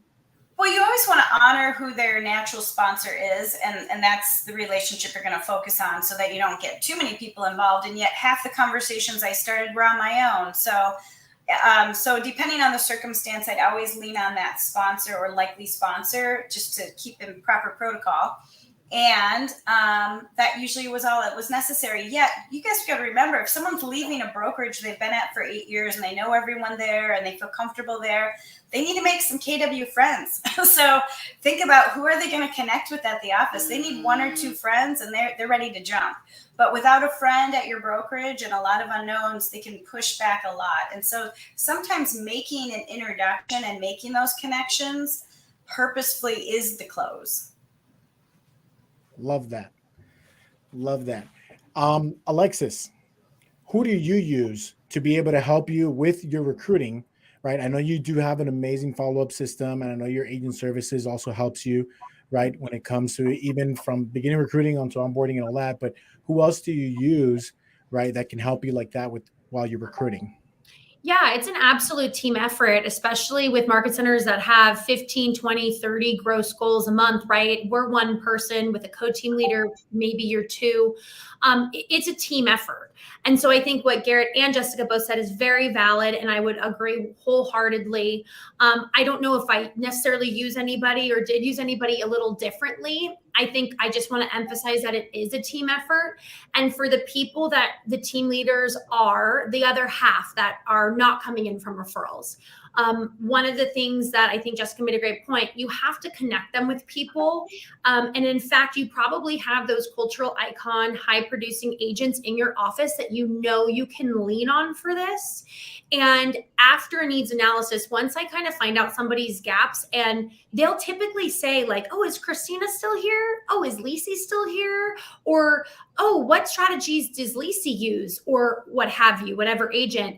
At the end of that, if you're hearing those cues, or if you're seeing gaps that you know you have an agent either on your ALC or just a top producer, getting their permission, the recruit's permission to have your agent call them is really critical. And I say that for a reason. Lessons learned, we can always learn from people's failures. And before, I would just have my agent call them. And at one point, an agent said to me, so who else are you telling over there that I'm thinking about making a move? Even though they spoke so highly of this agent, they were so excited to be in the same office, it was almost official. And yet I learned, like, it's very important, and this is just a tactical piece of advice, to get that agent, that recruit's permission to have their idol agent or that top producer or somebody that can help you close them before you do. And I love that, right? So many times do we see where a new agent comes into the office and they're like, oh man, I wish they had this in my old brokerage, right? Whether it was command or the level of training or whatever it was, right? And we sometimes forget just to ask that simple question. Hey, who did you know in your brokerage? What friends did you have, right? Who helped you when you first started over there that maybe we can talk to, that can really enjoy the level of training that we have, the masterminds, command system, or anything that kind of wowed them, right? Yeah. And one other thing too, it's so foundational. It's so back to the basics, but the power walk is so critical. I can't tell you how many times, and have your people, you guys, even if you're a 3-person show, you've got a broker, you and a Dofi, have your Dofi and your broker have access to your calendar and know when you're going to be going into recruiting appointments so that they can meet those people, those instrumental people on your team. I can't tell you how many times people have said, I can't believe I just met your broker and that they're available. I can't get my broker on the phone. So it's the power, it's the purposeful power walk, if you will, no matter how many people are on your executive leadership team, is extremely helpful. Well, on that point of the power walk, because I have seen where sometimes, we go and we kind of introduce them, or we all walk them around, showing them the facility. My question now, as a follow-up question, would be, what is the purpose or the intention of that power walk? Am I just showing you where the bathroom is? Am I just showing you where the conference room is, right? Or where the computers are? Or what would be the purpose or the power behind a power walk? Well, if you do have a beautiful building with gorgeous training facility, and yes, part of it is absolutely, especially if you're doing a remodel or have recently. But it's really to introduce and to show that recruit the culture. They can feel it. We're a very experiential company, so they can feel it. They're welcomed. They know that indirectly right away they have support. You don't even have to tell them or reiterate that, especially with those team leaders out there that are focusing on new agents still as well. This is critical because new agents care about what? Mentorship, broker, and what do I pay you, right? And so if they see like, here's your PC coach, mentor, here's your broker, don't worry, tons of support, like they feel really good. And then of course, with those producers, they understand the magnitude of having those additional layers of support around them. So it's not just about the building or how pretty it is, but it's about the culture, allowing them to experience it, and then showing them how much support that they're going to have indirectly. Love that. Loved it. All right. Next question. Jessica, we'll start with you. What was your secret sauce or your secret weapon when it came with indies? Talking to indies. I have a lot of success with indies happening right now with the teams that I coach, and the market's helping us here big time. So if you've ever tried indies before and you flopped, don't worry about it. Start now, because the market is creating this opportunity for us. If you look at the mindset of the typical indie, they're stressed out. They're not making much money. The team members are underproducing. They're looking for handouts. They're looking for leads. So their teams are becoming, or their offices or their mega agent office, whatever they call themselves, they're becoming somewhat of a burden and taking away from their production. And most broker owner indies are anxious to get their own production up to get through the market ahead. There's a lot of stress on them. They have fixed expenses. So you've got to realize their mindset is, hey, I'm barely making any money. Why would joining you and giving part of my money make sense?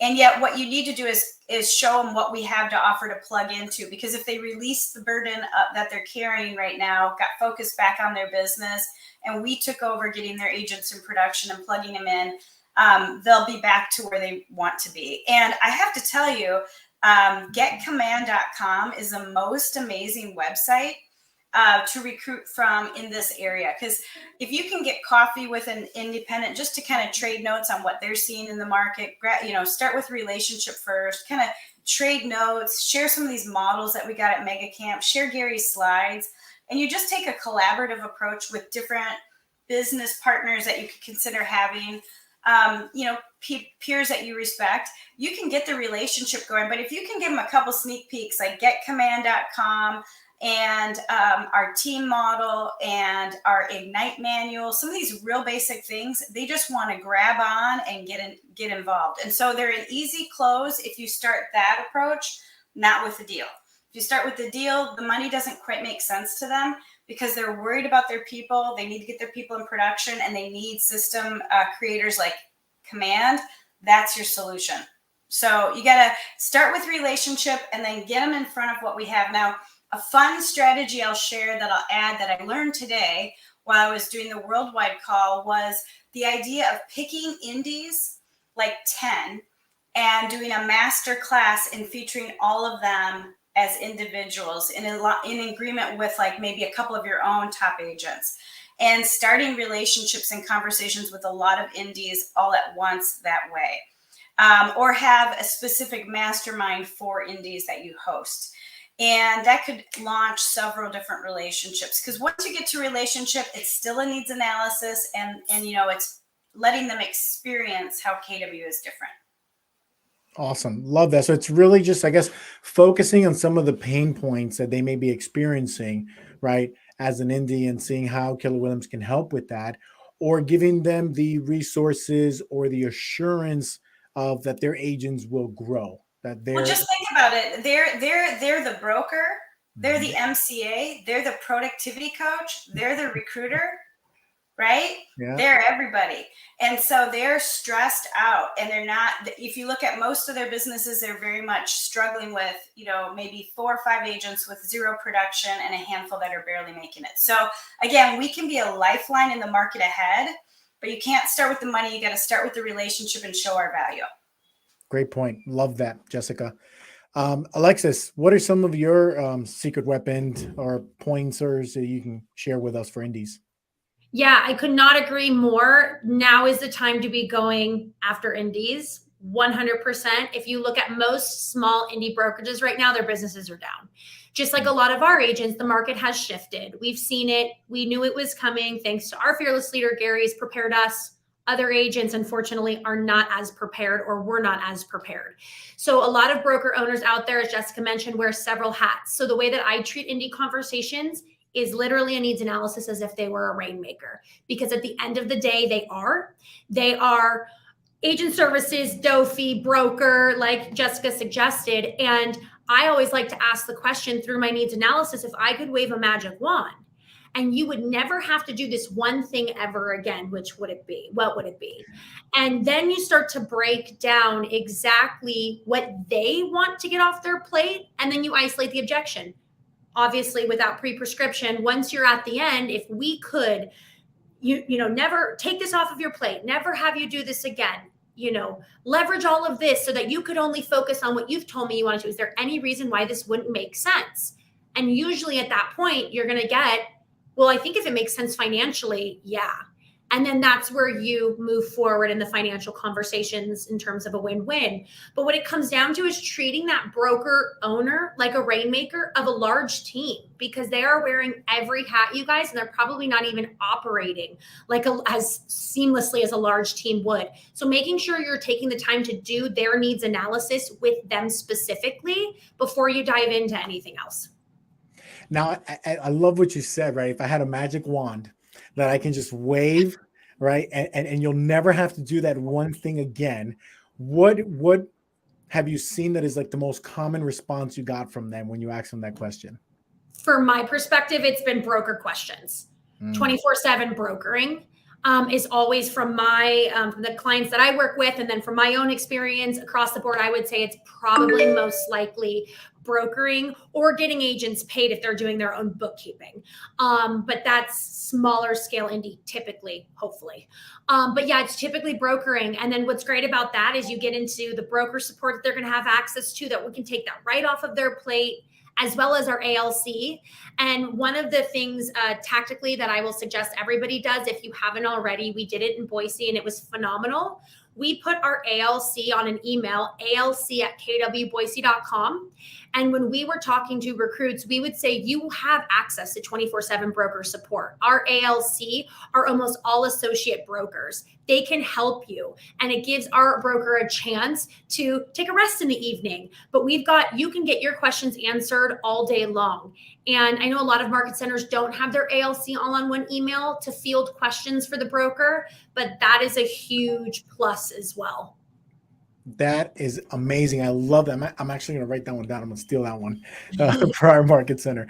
But that is great. And that's actually something brilliant, right? You have one email, and that can be easily, hey, MCTTs out there, right? That's something easily that we can help our team leaders with, right? And it's just creating one email that when anything gets in there, gets forwarded to all the ALC members and the broker, right? And so any one of them can answer the question immediately for our agents. Brilliant. Loved it.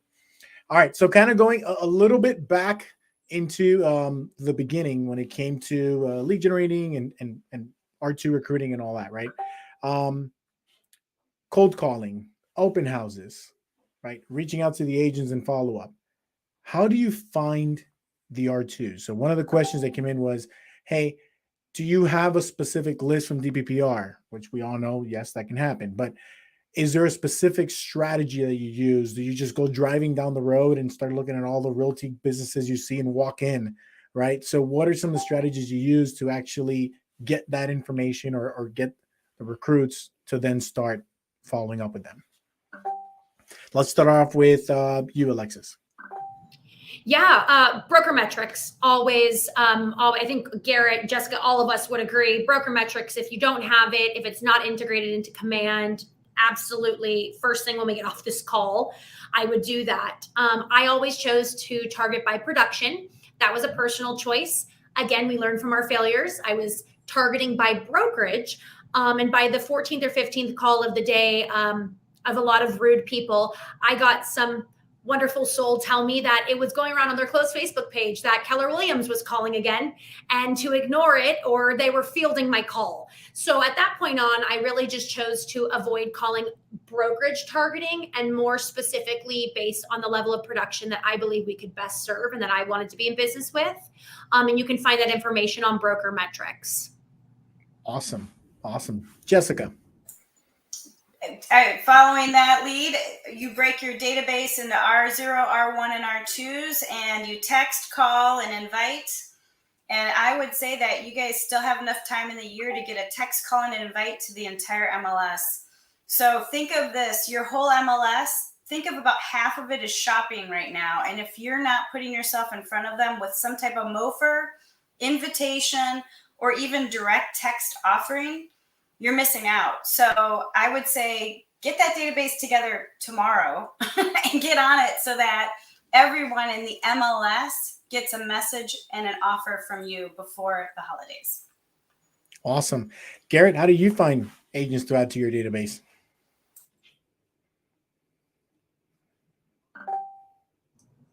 Just targeting certain zip codes around our area, and then certain production levels. Typically people that are a little bit down in production. We have a great coaching program. It's been rebranded for agents who are kind of on the decline that need a little bit more support and leads. And that's something we provide here too as well. So we give them leads, coaching to help them get their business to where they want it to be. But they have to kind of be on the downslope and in the surrounding area. So and it's for broker metrics, obviously, yeah. So I love something that you said that goes with what Alexis said too. Is it's knowing who you can service as a market center, right? Every market center is at a different level, right? And so it's also knowing who you can service. So I know, Alexis, you go on production on a level that you know you can help, right? And you can service, right? And then same thing, Garrett, you said, well, we kind of go a little bit on helping people grow their businesses and everything stuff like that. And I think that's a very important point to keep in mind. We can't always recruit everyone, right? So there might be agents that are perfect for our market center, and there might be some where we're not there yet, right? But we're working towards. And it's important to recognize that so that we don't also feel as team leaders as a failure or anything. It's, hey, recognize the resources you have available, right? And now it's actually going to go into a different topic now. But Jessica, share with us, how did you grow your database? Well, I just pulled the whole database and decided I was going to meet everybody. So, I grabbed the whole MLS. They were either a met or an unmet, and I went at it just like that. So I'm a connector by trade. That's just my natural style, and I love to be connected. So I really worked a vendor database as much as my own ALC and agent database. And instead of treating those vendors like lunch sponsors, I treated them like VIP BNI group. So I got great intel from people, but I treated them with a lot of respect. They didn't just get 5 minutes with my agents and give us lunch, so we really treated them with high caliber, and they were really great lead sources for me. So I multiplied quickly through vendors. So once I got that established, it was just stay in touch and building a nurture pond of 100 to 150 agents, not 13 that are talking to you, but a good group of people that when you call, when you text, they usually at least respond. And you kind of build it from there. So make sure you're talking to everybody you can, number one, but those that will talk back with you or interact with you, nurture. They should hear from you with an invitation every month and something cool and a value that you'd share with your own agents every month, so that you have that chance to have a conversation with them to say, yeah, let's grab coffee, but they always know you're there for them. And if you stay in that rhythm, it's just like farming a database. They're going to meet with you if they're meeting with anyone, and it will just exponentiate the number of appointments and opportunities you can have. So it's just like acting like an MREA agent, same deal. Staying top of mind all the time. Love it. Loved it. Next question. What are some of the resources that either KWRI has provided for you to use, right, as team leaders, or concierge services that maybe your market center offers at the moment? Garrett, why don't you start us off with that one? So our thing is our secret sauce, just the things we provide. One of the biggest issues, talk about pain points, Alexis, is transaction coordinators. So we came up with a solution to provide transaction coordinators to our top producers at our market center. In our area, luxury is a big deal. So we hired a luxury concierge that helps them with their marketing, helps them put events together, broker opens, and create a collaborative environment. You talked about the email. With our ALC, we have our ALC on a hotline, every day, 7 to 7. 7 to 7, they're available for our agents to call and ask real estate related questions. So it's just really listening to our agents and our ALC meetings. They tell us what we need to provide to make this a company of attraction. Like Gary says, nobody ever wants to leave, and we bust our butts to make it happen for them. Awesome. Thank you for sharing that, Garrett. Alexis, what are some of the resources or concierge services that you guys provide? Yeah, very similar. We don't have anything TC wise specifically, but marketing, concierge, different services of that nature, coaching. We have 750 now. Once was almost 850. A lot of agents have seen their way out of the market, of course, in the last 6-7 months. And so to provide that level of service to that many agents, we have found to be really tricky, right? You're at different pain points based on different sizes of market centers. Mm-hmm. When we were a little smaller, when I joined the company around 450, we had a lot more ancillary services like TC, coordination, marketing. And as we've grown, I will say there's been more JV opportunities for higher level producers, like joint ventures through a title and escrow company, a professional printing company, etc. But I would say the concierge level services have not been as robust because it is harder to service that many people and that many opinions without having massive businesses and people running them to support them. So that's, from a larger market center's perspective, but I'm sure Jessica's got some more great feedback on that as well. Awesome. And love that, right? The two different perspectives from a smaller market center or a larger one. Jessica, why don't you go ahead and close us out with that one? Well, I just want to remind you all of something because I coach different offices. Some offices have the dependent model launching. Some of us haven't even thought of starting that yet, so I just want to give you guys a little grace because you have everything anyway. So what I mean by that is if you haven't fully launched your ancillary services, your support services, there's probably someone in the office that would love to earn extra business that you can bring in and rent a queue to. Same thing with leads. There's teams that are probably would love to bring on new talent that's more of a dependent agent.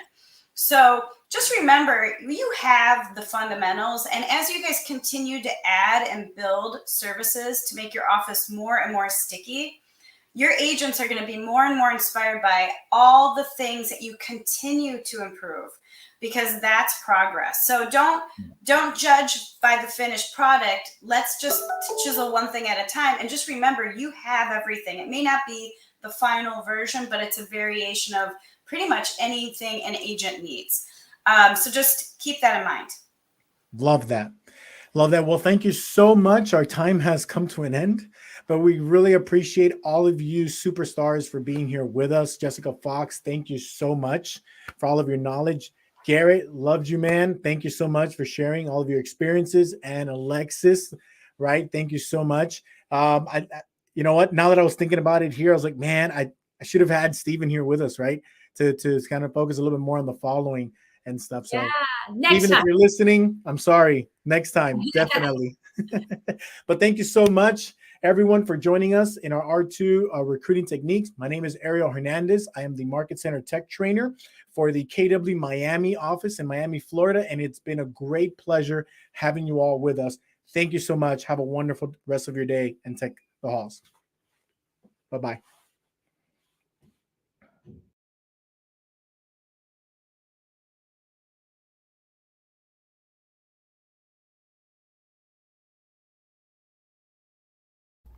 Hi there, Keller Williams family. My name is Brett Bishop. I am the founder of Realty Tech Guru, and I am proud and excited to be a sponsor for this year's Tech the Halls presented by the South Flexus Regions. At Realty Tech Guru, I am here to offer consultation services to upgrade the technology in your training rooms and conference rooms of your market centers so that we can bring them into this new age and moving into the future, hence Market Center of the Future, where we can offer a hybrid experience, create value for our agents, for learning, and also for using those facilities to help build their own business. So join us for a day packed full of tips and tricks and business building techniques. You'll walk away with lots of resources that you can implement in your business and your leadership practices right away. And at the end of the day, for the gift wrap-up show, we're going to be giving away some prizes. And one of those is a Stream Deck Mark II that I've donated for that giveaway. And it will help you get your market center headed into the future. Welcome to Anchor It, your database management solution. Built for realtors by realtors, we have the answer to all of your database challenges. Need contact connection or conversation revival? Have duplicate records you'd like to clean up? What about that 36-touch creation and implementation you've been talking about? Anchoring you to your business has never been easier. Scan the QR code and get on board. I started working with Keller Mortgage December of 2019. I had just gotten off of a buyer consultation and I had heard raving reviews, so I thought, why not try them out? I clicked on the link on the Keller Mortgage app, and from that moment, my world was changed. One of the key components is the fact that you're not only saving time, but you're also saving money. We're in the process every step of the way. They're giving instant updates, so we know when the appraisal's ordered. We know when they have loan approval. And that's really important in our business, just knowing where the clients are at and having that instant communication. I had an investor client that I had met, and he told me, Kate, listen, you obviously think highly of Keller Mortgage, and I can promise you I've interviewed every single lender and there's no one that can compete with my lender. I said, what do you have to lose? The next day he called and said that he is going with Keller Mortgage. He was already having a great experience with communication, and we've now closed over 5 homes with that same client. In total, I've closed 81 families with Keller Mortgage. Even if I have a client that's buying in Iowa, we can refer them, and we're even in every step of the process with our referring agents. And that is really important, just that consistent communication and knowing where they are in the process. I set expectations, my lender knows what those expectations are, and I'm confident that every transaction will close on time, they will have the communication updates, and that they will have a great experience.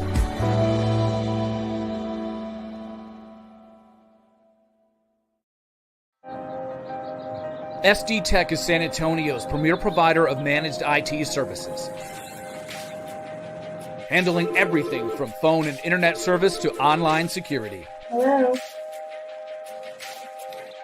Oh, are you there? If you're experiencing service loss, then your business's reputation is on the line. Our mission is to get the job done right so your customers are never left waiting. We maximize uptime through quality equipment and installations that you can trust.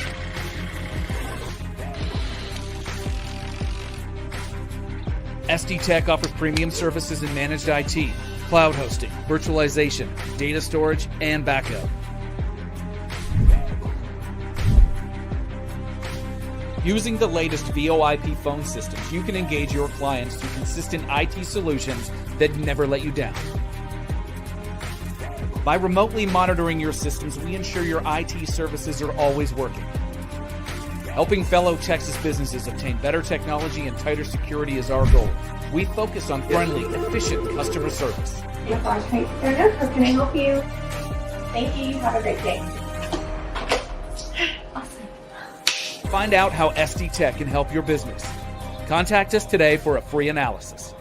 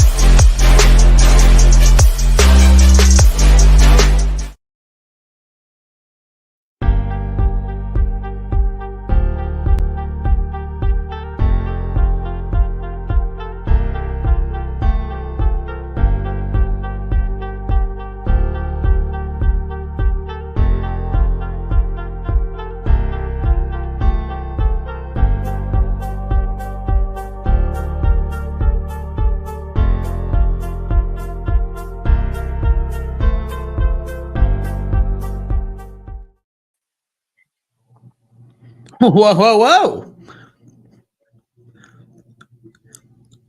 I think you're muted, brother.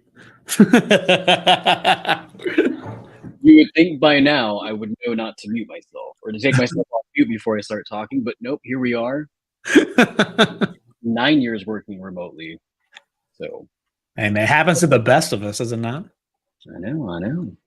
So, welcome everybody. Glad to see you all here.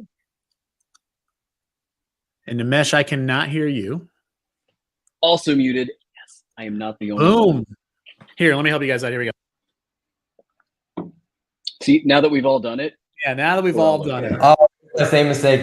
The stinking mic was muted. It wasn't even the system. I didn't want to have a malfunction while I was producing, so I had two mutes on. Awesome. Well, hey guys, I'm just hopping on here. Glad these are tech guys. I swear, I hope that wasn't Brett Bishop. Called out immediately. All right, guys. So I'm just hopping on because I was a little bored and I thought, hey, why don't I just come join you two? Because it seemed like you two were a little lonely. So yeah. I popped on, and I know we're talking about, say it, Andrew. Teamerage. Teamerage, right? So I don't know exactly how I'm going to do this around. So just full transparency, guys. Kelly Cote, the absolutely amazing Kelly Cote, was going to be hosting and moderating this breakout, and she unfortunately is not feeling well today.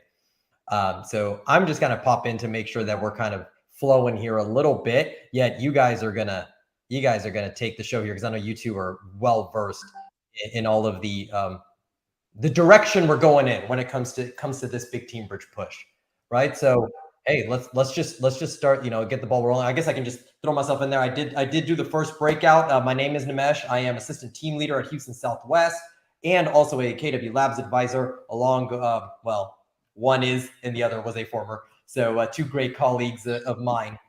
So that's it for me to stop really talking and just kind of facilitate and let these two take over the show.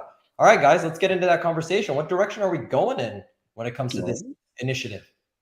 So first, what we'll do is probably introduce ourselves. I don't know if everybody knows us. I know that we're really cool, but you may not know us at all. And also, Nimesh, inside of our really cool sheet, we have kind of the flow of the questions and stuff on there. So if you want to jump in there, it's in the tabs.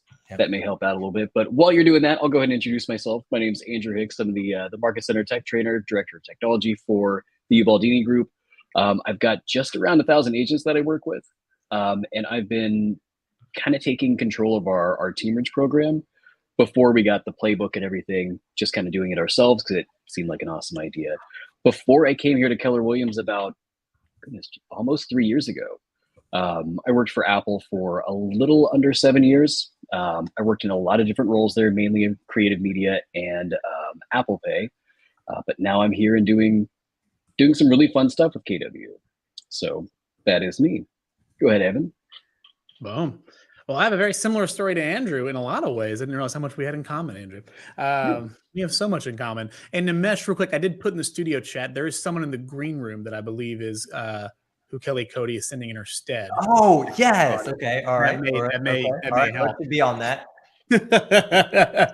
I saw her pop in. Kelly was communicating with me last second there. Hey! That's awesome. So our apologies there, JV. I think we were trying to find you there. Beautiful. So I'll go ahead and introduce myself.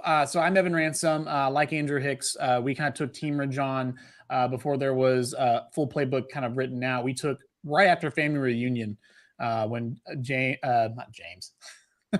when Gary and Jason were on stage during the leadership session. We heard the message. Get into Rise, get into Teamerage. This is going to be a big conversation this year. We heard it. We got to work right away. And since then, we've grown up to the #2 Rise program in the country for Keller Williams offices. And we are well on our way to getting started with Model 2 and 72 sold.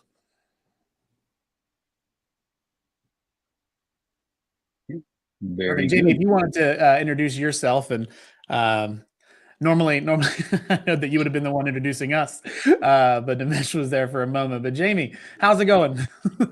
Fantastic. So I am Jamie Henley. I am the operations manager over here at KWRI. I'm super excited to be on with you guys today. You'll have to bear with me because I found out today that I was the lucky replacement. So the good news is you guys are fantastic and you're going to run the show. So leaves little to me. Yeah, absolutely. Absolutely. And we hope that Kelly Cote is feeling better. Yeah. Boy, it is really going around. So I think probably the first thing that we decided to kind of talk about, because we structured this a little bit so it flows in a somewhat logical way, as logical as it can be with two people like myself and Evan.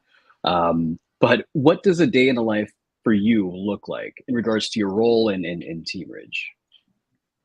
And you're asking me, I assume. Yes, I am. Oh, perfect. Yeah. So day in life for me. So my role is the citywide director of technology over 3 market centers. Most of my day is actually not in Teamerage. Most of my day is actually just with agents, helping with tech needs, solving problems, helping with recruitment where I can. And Teamerage has been something that I've gotten really passionate about. I'll probably spend 6 to 10 hours a week on Teamerage. And so mainly, if there's anything day to day, it's managing people wanting to join and get involved. Then on Fridays, we lead a call where we're just kind of building our community, going over the best practices from the team call or from the Rise calls, as well as doing our own a bit of accountability, right? Looking at our pipelines, pulling them in, and having conversations with agents directly in a group setting of where we're winning, where our opportunities are, where do we need to improve, what wins do we have to celebrate, who closed things, who's got really great numbers, who's been really fast to get into their leads. Just all the things that Rise is telling us to do. We're just making sure that we're doing them at the end of the day. Yep. Fantastic. Good. And yeah. Oh, and Andrew, what does that look like for you? Are you spending a lot of time in Teamerage, or do you have kind of another position as well? What does that look like for you? Yeah, so I'm pretty much exactly the same as Evan. So I also help coach, train our agents, teach classes on technology, bringing people into Teamerage. Teamerage is a super small part of my day, and I think it's because we're both still just on that Model 1. So it doesn't really take a whole lot of time from the market center. There's not a whole lot of time investment that needs to be done. So I'll spend maybe 2 to 3 hours a week, honestly, on mine. Ours is much smaller. We don't have as many agents on it, and we're kind of phasing it out to do it a little bit differently. So even now it's not very much time at all. But typically I'm working with our agents, coaching, training, talking about our technology, helping them implement the systems and models that we teach. And the biggest part of the Teamerage thing that takes up my time is we also do database management for them. So in order for them to stay inside of the program, they have to complete their follow-up tasks. They have to go through their own database because that's where the real gold is. So that's where most of my time is spent in. Okay, I'm going to kind of piggyback on that. You kind of led into this one, but what requirements do you have for folks who do participate in your Teamerage program? I think you said a couple of things there. Is there anything in addition to that, Andrew? Yeah, so in order for them to be able to join, they have to have done at least 3 transactions before, so they can't be in the productivity coaching program. They have to maintain their follow-up system, so they have to complete the tasks that we give them within our teams that we have set up. And they have to maintain a specific score. We're pretty lax on that right now, but going forward, we're going to be changing that up a little bit because that's one pain point that discourages people that are already in the program to not want to follow through and do it because their score is low, so they're not getting the quality lead flow they need. So it's just a chain reaction there. So those are the main requirements on there. Okay, Evan, what are your requirements for your program? Score. It's just score. And when we started out, we were a bit more selective. And I would recommend that if you're getting started out, be selective, right? The people that you start with are going to be the ones that are going to be hopefully winning and hopefully helping tell the story of what it is. And you want to make sure that those are the folks that you get involved in first. We've grown now to about 40 agents. So at this point, if they're a new agent, I'm no longer like saying, hey, you can't come on because you're a new agent. I may inform them that being brand new, this isn't the best program, for a brand new agent. But if you can maintain a solid score and get closings, I mean, that really kind of says all. It's what it all comes down to at the end of the day. So as long as they can commit to keeping their score at 115 or higher, which if you're not familiar with Top City, the lowest score you can get is 80 and the highest score you can get is 120, and you start at 100. If you can get a closing in, you'll be above 115. That's no doubt about it. Especially in your first couple of months. But if you can't maintain a 115, chances are they're probably not even going to want to be there at that point because they're not really getting much. It's gotten so much more competitive now that Rise has been in the picture. Where if your score is not really high, you're not really getting anything out of it anyway. So that kind of is what it is and kind of helps self-filter people out. Fair. And Evan, you kind of led me into my next question, which is for folks who are kind of getting started, they're just taking a little foray into the Teamerage world. What are your recommendations on how they start that process? Do they need to build the structure? Do they put the people in place? What's kind of the process you think is the best first steps for what that looks like? Yeah, so right off the bat, and Andrew and I talked about this a good bit, which is you need to get the plan going first, right? So if you're, and I'm going to speak to market center tech trainers a little bit on here because I think that this position for market center tech trainers and directors of technology or innovation, I think this is a unique opportunity for people with our skill set to really get into productive habits and productivity in KW. But if you're anybody who's looking to get started on this, you need to get a plan together. Go to get the Teamerage playbook, which I know is on the resources page that I think is linked in the chat, and we'll share that if we haven't done that yet. The Teamerage playbook tells you everything you need to know to get going. I mean, it's all written there. Just take it and read it and think to yourself, okay, where do I fit in this, and how can I make this become a reality?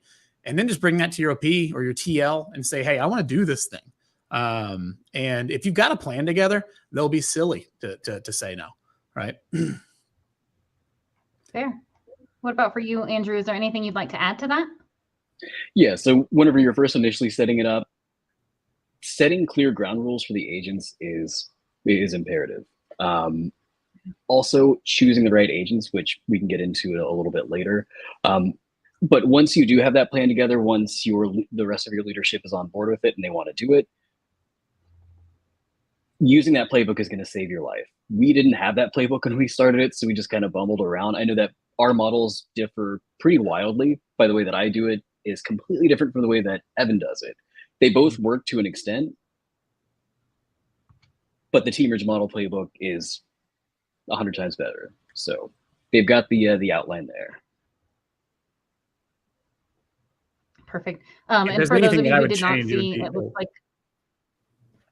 Go ahead. Sorry. My apologies. It looks like that team wrote in the chat for that link. Oh, perfect. Yeah. So in the chat, there's the link for that. Yeah, there's a resources page on that document that they linked in the chat. That includes Teamerage playbook. It also includes a handout that Andrew and I prepared with a few things of how to get started and things to think of. So that's good. Yeah. Yeah, and so I then think what kind of resources do you guys use to? Sorry, I think we've got a little bit of a delay. Sorry, guys. You're okay. No, go ahead. You go. I just wanted to ask, what other resources are you using? So you've used this. You've got the launch. You're working with the playbook here.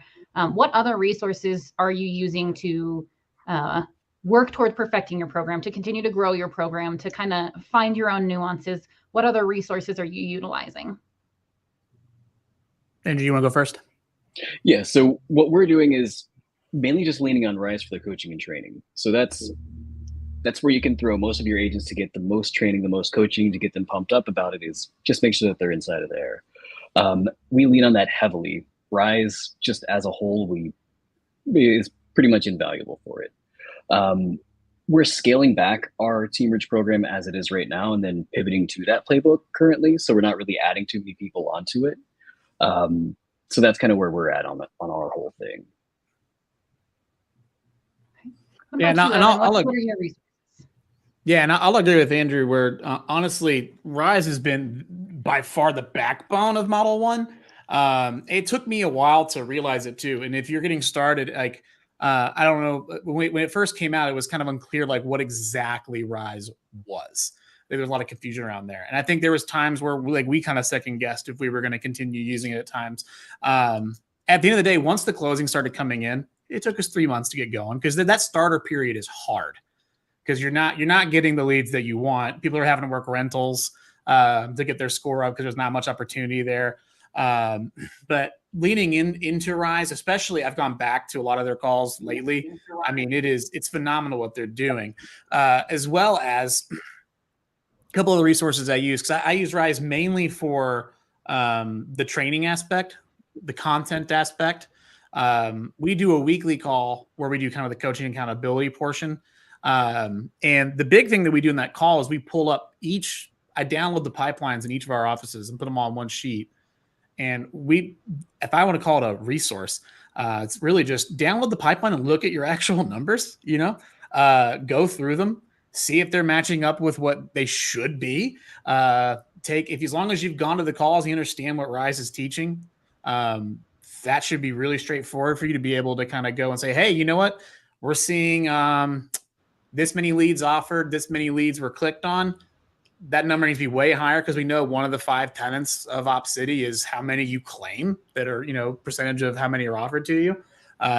It's just going through those and making sure those numbers match up. And that's been probably the biggest thing next to Rise is just actually looking at our pipelines. But you can download that from the account, from your OpCity account. Just download that. Yeah, absolutely. And one more thing I would add on to it, and why scale back, I'll get to that in a moment with you, Tommy. Another resource we use is, it's not really so much outside since we are KW, but we use Command. With our model, where it differs a lot is that I have all of the agents on a productivity coaching team. So we take all their contacts into it. I start their DT-D2 plan every week so that they're touching the same people that they're supposed to. And that they're getting those automatic touches to those people. So any Rise lead that comes in, we move that any OpCity lead that comes in, we move that from OpCity into Command, put them on the marketing, on the drip campaigns, transfer the information for them. So we do a lot of that. And the reason why we're scaling back, I actually wouldn't say scaling back. I'm going to have to eat my words on that. We're just not really recruiting to it anymore. We're not adding agents into it. We're just going to start with number one again, kind of fresh. There are some agents that we have that have done really well on the platform, on the program. And I think that they'll be really excited to jump into the next phase of it, which includes 72 sold, all that other fun stuff. Fantastic. So looking at the expansion, but not necessarily driving the growth from an agent standpoint. We're not bringing in more agents, but really looking at growing what the program is before you start kind of recruiting to the program again. Does that sound right? Yep, that is absolutely right. Okay. And you said a little bit about this earlier, Andrew. But what are kind of the speed bumps, the mistakes, the roadblocks you hit along the way that maybe we can help our fellow community to maybe not hit the same obstacles? Yes. So one of the biggest roadblocks and one of the biggest mistakes we made is we brought in really experienced agents that have been in the business for a very long time. It just didn't work very well. Some of them, it absolutely does, and it's great and it's wonderful. But the ones that don't follow exactly what Rise coaches to get your score up in OpCity, they're not going to do very well on it. Nobody likes getting nobody likes getting leases. Nobody likes going through all of that stuff for, let's say, 2 weeks to actually get to the good stuff. It's really tough to motivate somebody who can just go call through their database. And in some cases, it has helped them actually pick up the phone and go through their database like they should be doing. So that's been pretty great. But for our Teamerage, they weren't very happy with it. They're still with us, but they didn't see the value in it. Whereas other agents who were maybe not quite as experienced have seen incredible value with it. Fair, that makes sense. Yeah. Evan, what about you? What are some of the hurdles that you have overcome in rolling out your program? Honestly, for the first 3 to 6 months, it's just having the patience. What's difficult is that you're doing the activities and you don't get a lot of direct feedback in the sense of oh, the closings are just any day now they're going to start. And when does that happen? Are we doing something wrong? That was the hardest part, was that first 2 months where you're just not sure if what you're doing is working.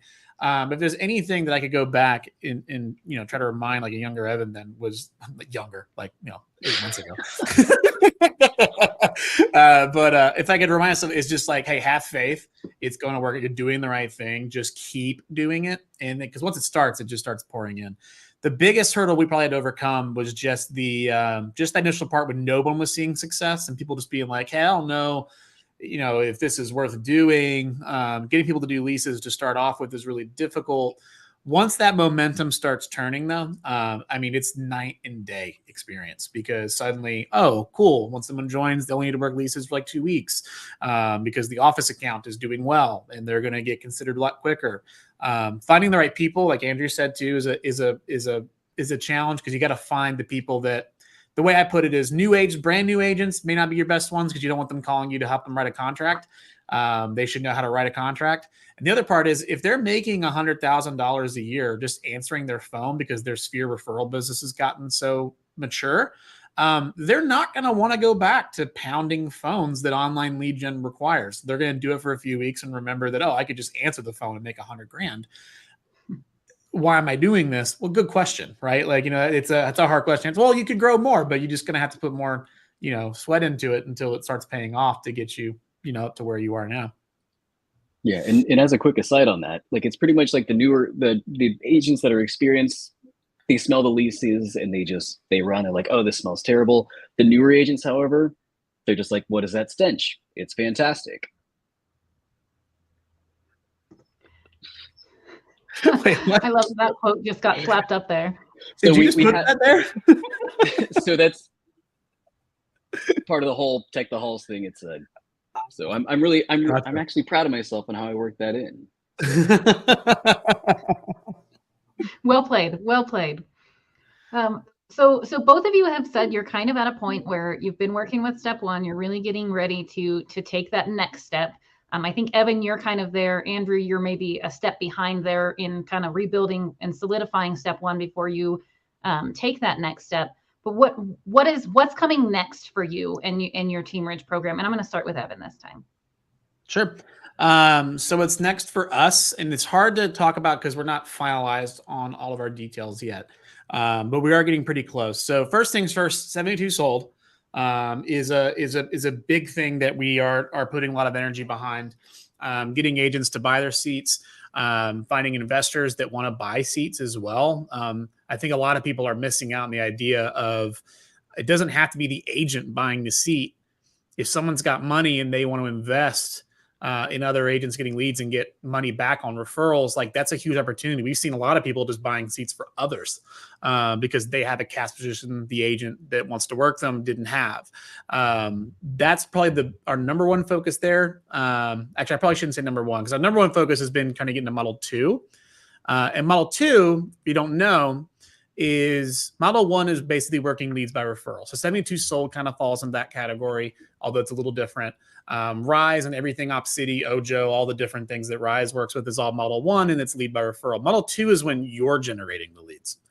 So that is where the investment and the barrier to entry is a little bit higher than just signing up for Op City, because anybody can walk in the door and sign up for Op City. They'll take anybody, right? They may not all succeed, but they'll get everybody in there. Model 2 is a little bit different. So right now we're looking at securing funding, having our models, following what the playbook is saying, right? Laws of the pipeline, making sure we have the right agents in place to do that. And just finding where that funding comes from. We've been talking to several different partners. I think we're getting close to putting out there, but I'm going to knock on wood and just say, hey, hopefully early next year is when we'll be starting that. It's a very definitive and solid answer. I love those sort of timelines. They're very KW. Yeah, there's still a few more like tiny details that we have to just make sure are completely correct before we sign things and really move. But it is a lot. I will say the difference between getting started in Model 1 and Model 2 is very, very different. It's an incredibly different conversation. There's a lot of things that you want to make sure you have in play. If your plan is to just throw money at leads and hope agents convert them, you're going to lose hand over fist. Based on everybody that I've talked to about it, all the folks that have just thrown money at it, it doesn't result in profit.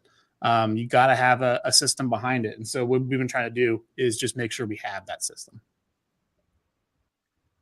Yeah, a system's always the right answer, right? I mean, building that structure and coming up with how it's going to look and how you kind of build in those safeguards to move the program forward so that you're not just like, it's not always that if you throw enough money at it, some of the money will stick. That's just not how most things work. So I love that you're really taking the time to, and I think both of you have mentioned this a couple of times, that you're kind of taking a step back, retooling the structure and the planning and the systems in place so that the program's not just moving forward, it's moving forward successfully. Would you say that's fair? Are you asking me that question? Both of you. I mean, I think that's, I think some of the things I've heard you say. I was looking at Andrew. Forgive me. Absolutely. And we're really doing the same thing. We're writing proposals on what that looks like, putting the structure and the infrastructure behind how we handle those leads that we start running ads for and bringing in and doing what the agents typically do, but instead of handing them out to them. So we're working on different proposals on what that looks like, and which pieces from the playbook we're going to be adopting and going full force in. So we're pretty much the same spot you are, Evan. We're on your toes. Game on. And what's so funny to me is a lot of the changes, like all the things we want to implement, it's all the things that the Teamerage playbook has that we didn't. That's what kind of, because we read the Teamerage playbook and we go, and this idea is just better. I wish I'd done this from the beginning. I wish that this had been here, because I would have done it this way. And so we're trying to find ways to retool that. It can be challenging too, for sure. Yeah, and I'm really glad they came out with that playbook, because I was in a meeting with my OP, and I was like, hey, I've got this really cool idea that we can do for our Teamerage, where we run these ads and I'll go through and qualify them. I'll call these people. We'll try to do this. I'll get a couple of agents to help out with it. And it's like, oh, actually, she was like, hang on, let's pause on that and we'll do this later on. And then the playbook was like next week, which is pretty rad. And so with that, it's kind of that some of the systems is already built out, right? The playbook kind of is the system. It's how you implement that to make it work in your market center. And I think because you hit the ground running, you guys had a start on that. And now kind of just tying everything back on how can we improve on that using the playbook will make it so that the program, really takes off. I do want to ask you, I know you're both using Rise. Are either of you signed up to go ahead and start in the 72 sold program at your market centers? Is that an option that you guys are considering or have signed up for? Yep, I believe my OP's already gotten some, and we've been promoting it like crazy throughout our market center. We've got several agents that have bought quite a few seats already, so we're hitting it really hard on that. I would say yes, it's a no-brainer. Yeah, it's for sure. Like 100%. Do you feel like that kind of rounds out where your Obsidian Ojo leads kind of tend to be, at least majority, tend to be buyer leads, and 72 sold is a listing side? Do you feel like that kind of rounds out your program a little bit better, where you have both options coming in to be able to expand, a full agent business there? Yeah, I would say that's fair. I don't. So I in my mind, I mentally keep them just a little bit separate. I think they're two different kind of programs, because 72 sold has, it's not just listing leads, it's the whole 72 sold program, right? Of how to sell to their mofer.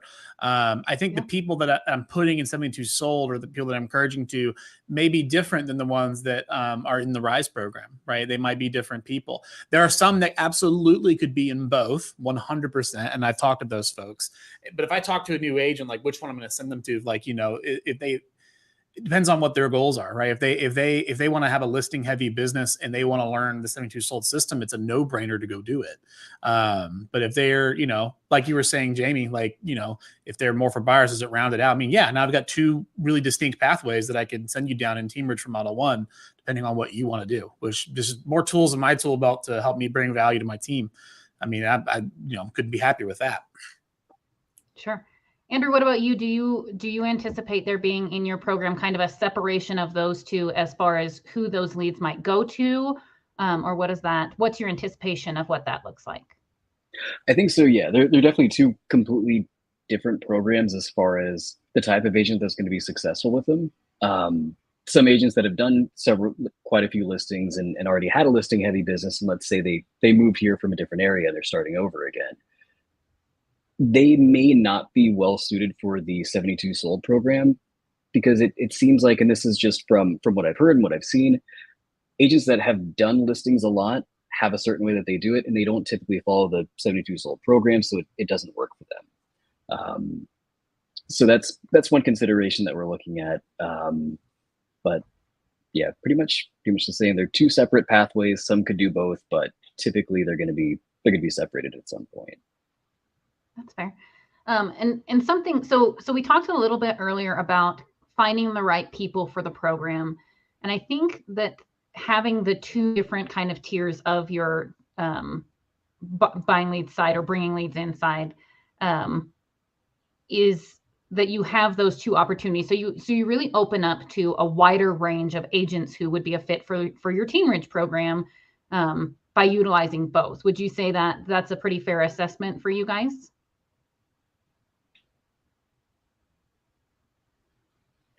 Yeah, absolutely. I don't like to think of Teamerage as just like one program. So if like someone comes and says like, hey, I want to get involved in Teamerage, I want to have an initial conversation with them about what program they might be best for, right? So if they're starting out Rise, if they've got some kind of talent, they want to do listings, 72 Soul would be a great thing to get involved in, maybe both. Model 2, I'm going to have a very different set of standards as far as who gets involved in that one. So and then we're also talking with, Powered by Impact to have, they're going to run a Teamerage here. I don't think Teamerage is like one thing. Your office could have 4 different Teamerages running. And it just depends on what's best for that particular agent in your conversation with them and how much do you know them. For sure.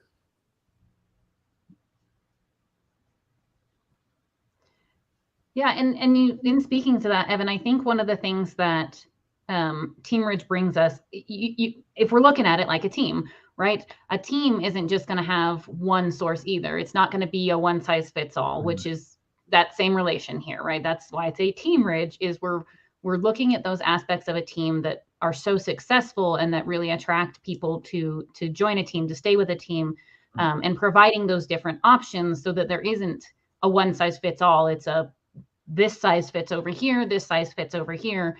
So having those options available, I think the more we bring that into the Teamerage program, the more the more versatile your agent population is going to be that you're able to connect with, right?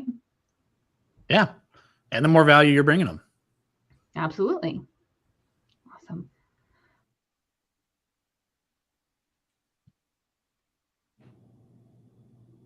I think. So I want to, and I think you tell me if I'm wrong, but can you kind of line us out on the structure of that meeting? What do you go through in your meetings, an agenda, if you will?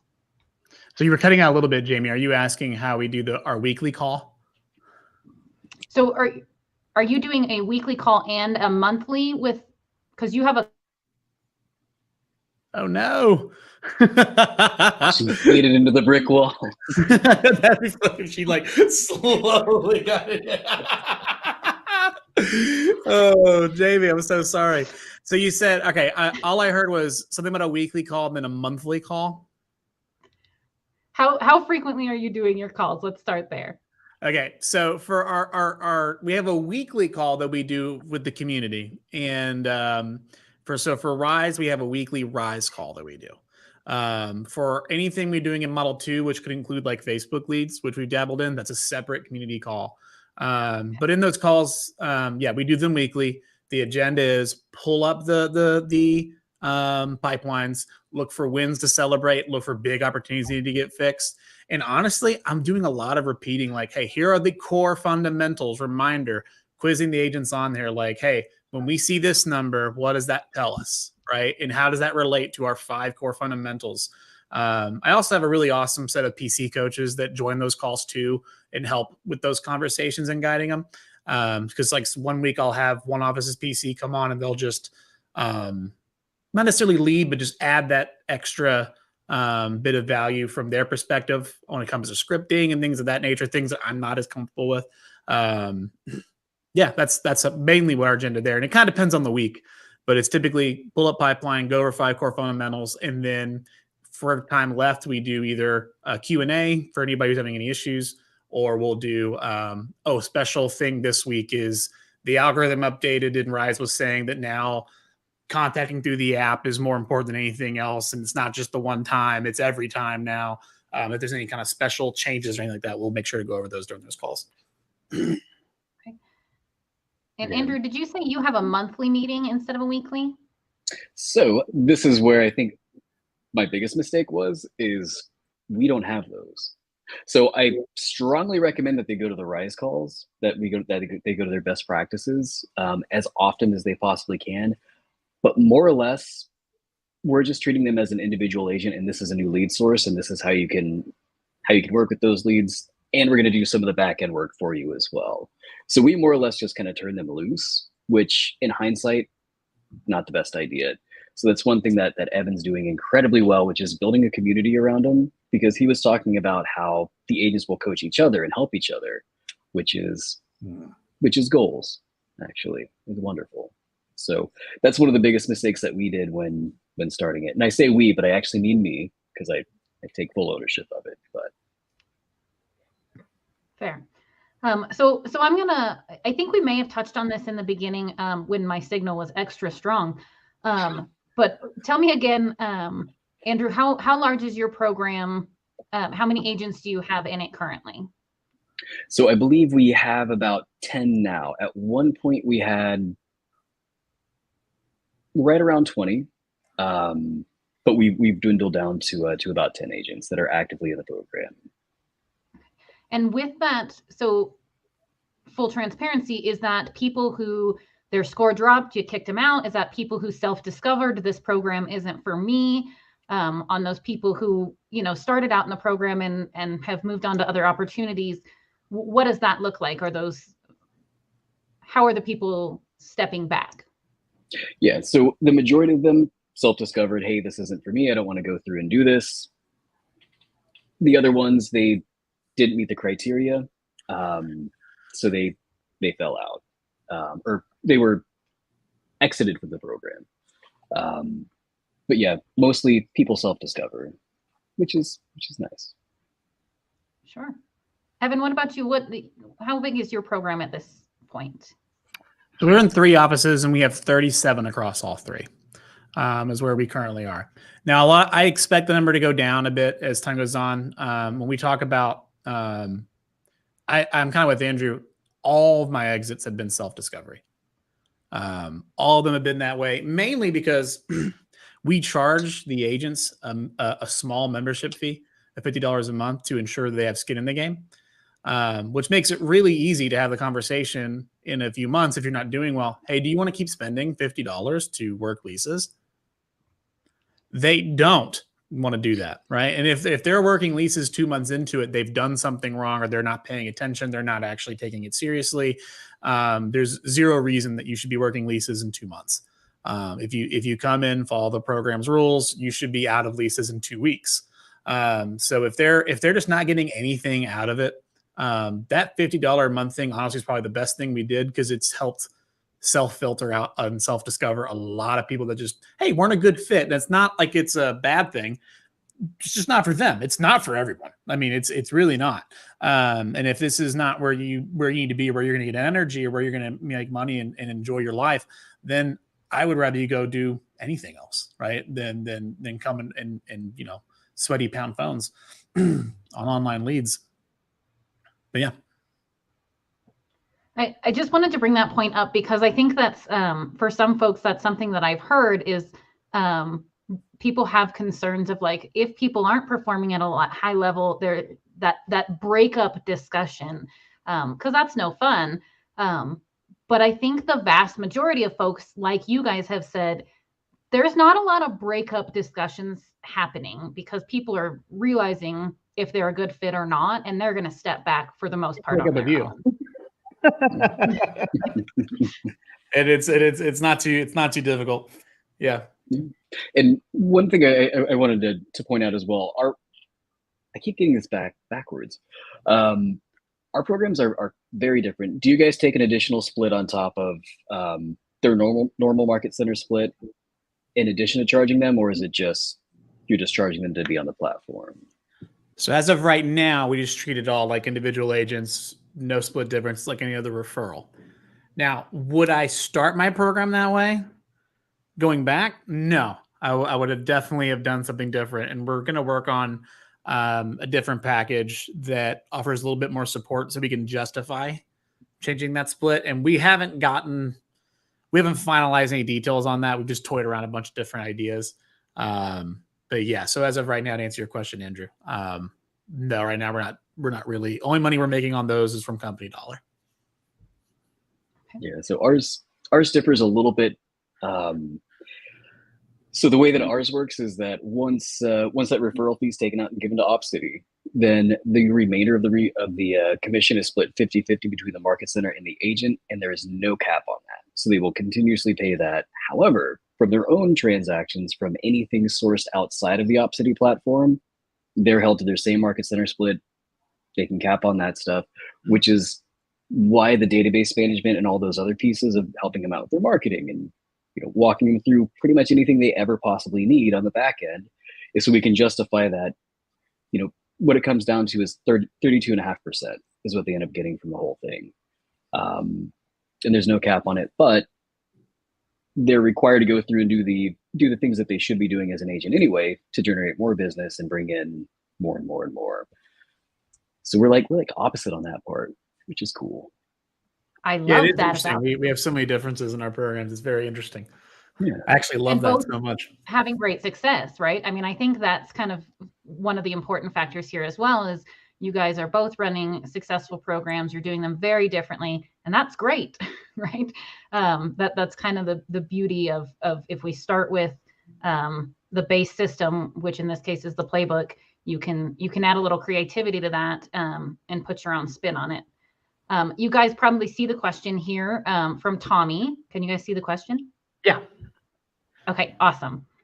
So the question is, I was led to believe that downloading leads from Opcity to KB Command was a violation of terms and condition. Is that not true? I don't believe that's true.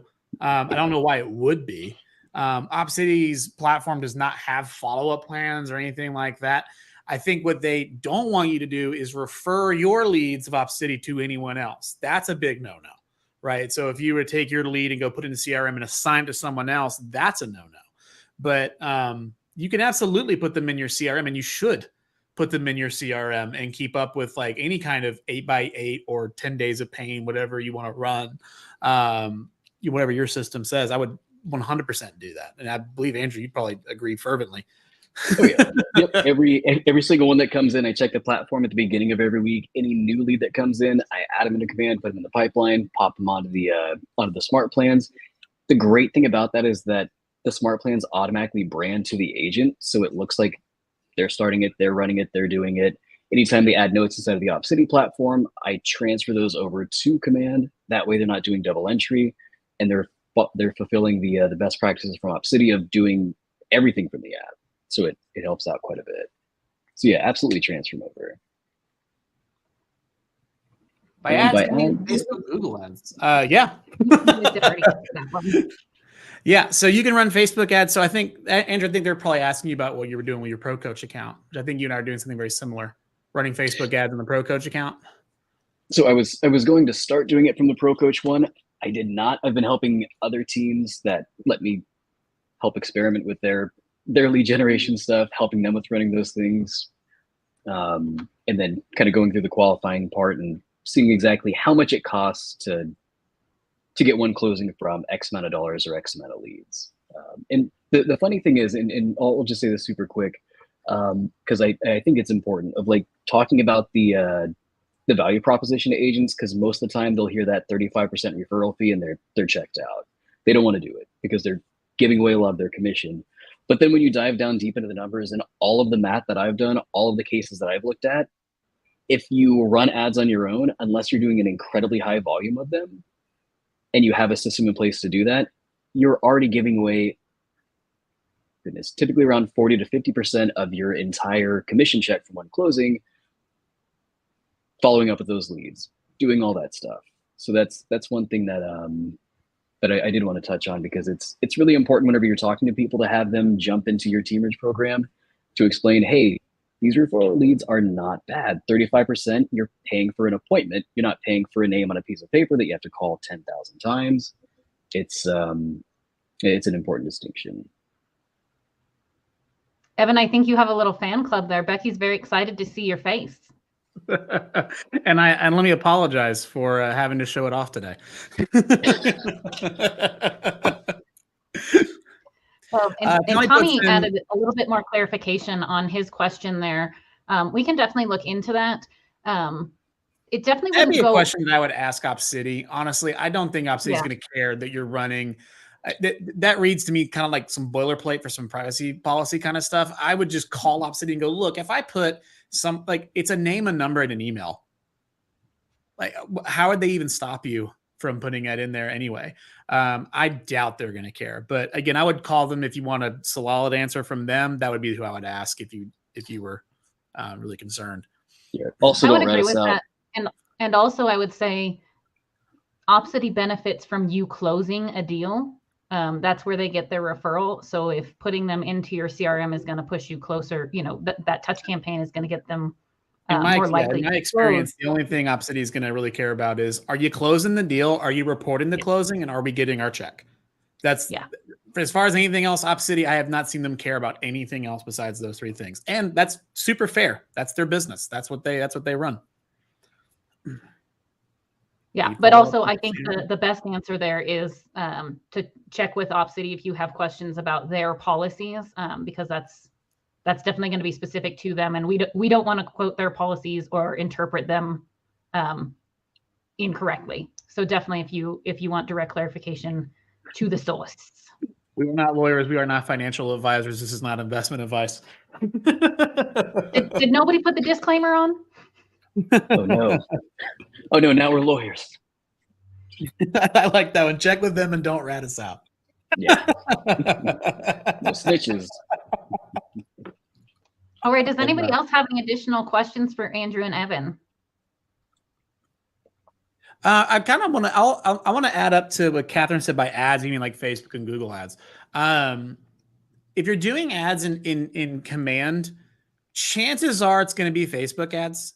The Google ads in Command is, I think, currently even temporarily, like, I don't think they have it on right now. Depending on what kind of, I would say Google ads and Facebook ads are very, very, very, very, very different in terms of the quality of leads you get, the expense of the lead. Facebook is really good for getting a lot of really cheap leads, but you have to have someone qualify. You have to have someone like an ISA or someone who's just going to call through and see what it is. I would not hand a bunch of Facebook leads without some kind of qualification process in play, because you're just basically handing what 80% of the leads off Facebook are going to be Fred Flintstone, Barney Rubbles, crazy stuff, right? You got to get past that. In Google ads, you can run those and you can put them in Command. You absolutely can. There is a connection. You may want to talk to someone in your market that specializes, because Google is and like Facebook, Google is also very market specific as far as what kind of leads you can expect and what systems you should run. So I would talk with someone in your market around how you could best do that there, wherever you may be.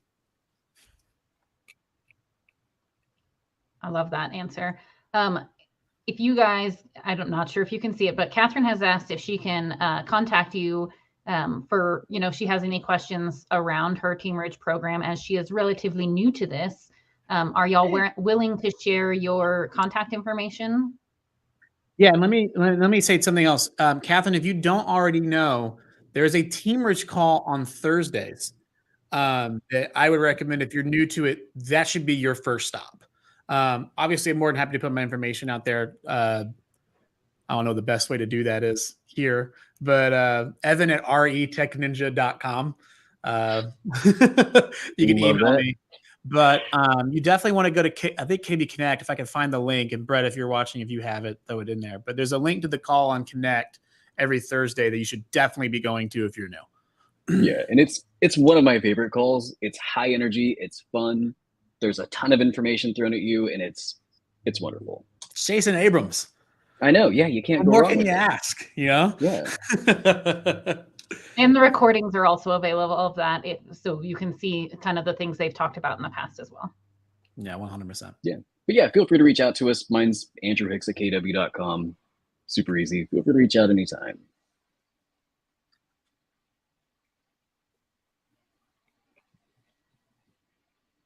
Woot woot, Jason. All right.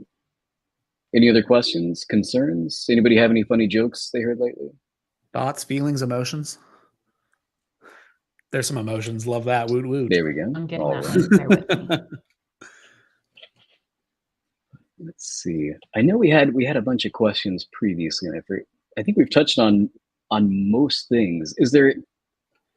Does anybody have any questions at all about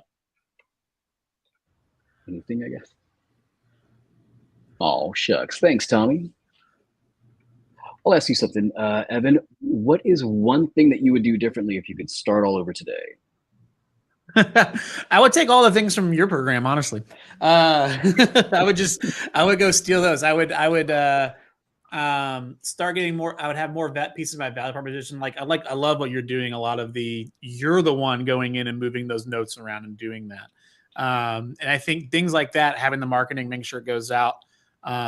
Couple of things: good quality control on your follow up. that I would love to steal. And then also delivering that value justifies charging a different split, right? There was an opportunity for us to have made more money this year from it than we probably did, just because we didn't start that way. And we never kind of pivoted until we saw that you could. Very true. Yeah, I would coincidentally, I would steal a lot of things that you're doing. I keep pointing this way, but you're this way. I would steal a lot of things that you're doing. The accountability piece of like a group community building that part, I don't know how I completely missed the ball on that one. I think I was just afraid to say, all right, guys, you got to come and talk to me once a week, which is not me at all. So that's one thing that I would absolutely steal, because it sounds like it's got huge value for your agents. The funny part about that too is I struggled with that at the beginning, because when I originally started it, we had partnered with our main PC. Our main PC had left the company about a month or so into us doing that together. And then we had this weekly call that I was like, oh, I guess I'll just have to run that now. And I was terrified of it. Turns out it's a really easy call to manage. If you just know the rules and just look at the numbers and interpret the numbers to the rules and talk about them, people will come back every week. And that was probably the biggest thing I learned throughout this was that, oh, you actually can have these kinds of conversations. You know, you can do this. Just because you're a tech nerd does not mean that you can't talk about sales. Yeah, right. And I've seen the same thing. Like I've gone through and talked people into joining it, and then help them get a couple of deals through and start doing much better. And I'm like, oh, I can actually do this. This isn't too bad. I can't help you write a contract. Please don't ask me ever. But, but I can get you pumped up. I know. Then we will need lawyers. All right, Evan and Andrew, I want to say thank you. We are at the end of our time today, but I appreciate you both jumping on and giving us some tips and tricks and sharing the roadblocks you faced and the successes you've had. I hope that this is beneficial for lots of our folks out there who are creating their own Teamerage program. And I hope that you guys continue to have great success as you continue to build out your systems and expand your programs. Thank you, Jamie. Listen, thank you. Yeah, thank you for jumping in here. Really appreciate it. Absolutely. Andrew, I'm going to call you soon to get all the details what I need to rip off. All right. Yep. Me too. Actually, we'll do that at the wrap up meeting. Yeah, sounds good. All right. Thanks, everybody. So we just leave, or like, what do we? I was about to say the same thing. Like, are we just? I guess we just hop off. We probably got some music, so we can just. I'll just pull you guys out of here. We're having too much fun over here after. We're gonna be dancing next, so stick around for my dance routine. I've been practicing all week. I love it. I love it. So if you're still here, this is just the three goofballs hanging out. You want to get over to the main theater 1, which is the individual agent track. That's where we're going to be doing the giveaways. We have a Stream Deck Mark II, a 360 camera, and gift cards galore, and big deal, a family reunion 23 ticket on the line for the giveaway. So hopefully, and we're gonna bring Evan up to speed on this, because that was classic the way you worked it in, Andrew. That quote sounded so strange, Evan, because we're doing a movie quote scavenger hunt through all of these sessions. And it was a line from The Grinch. I was like, he worked this line in. They need a banner for it. I was like, man. That was classic. Had that one loaded. That was so good. So hopefully you've been collecting all of those movie quotes throughout the sessions, and we're all gonna hop over to the main theater, and we're going to do those giveaways right now. It's interactive, so get in there. Be sure you're ready to go in the chat with your answers, and we'll see you over there. Thanks for tuning in. Bye. Bye.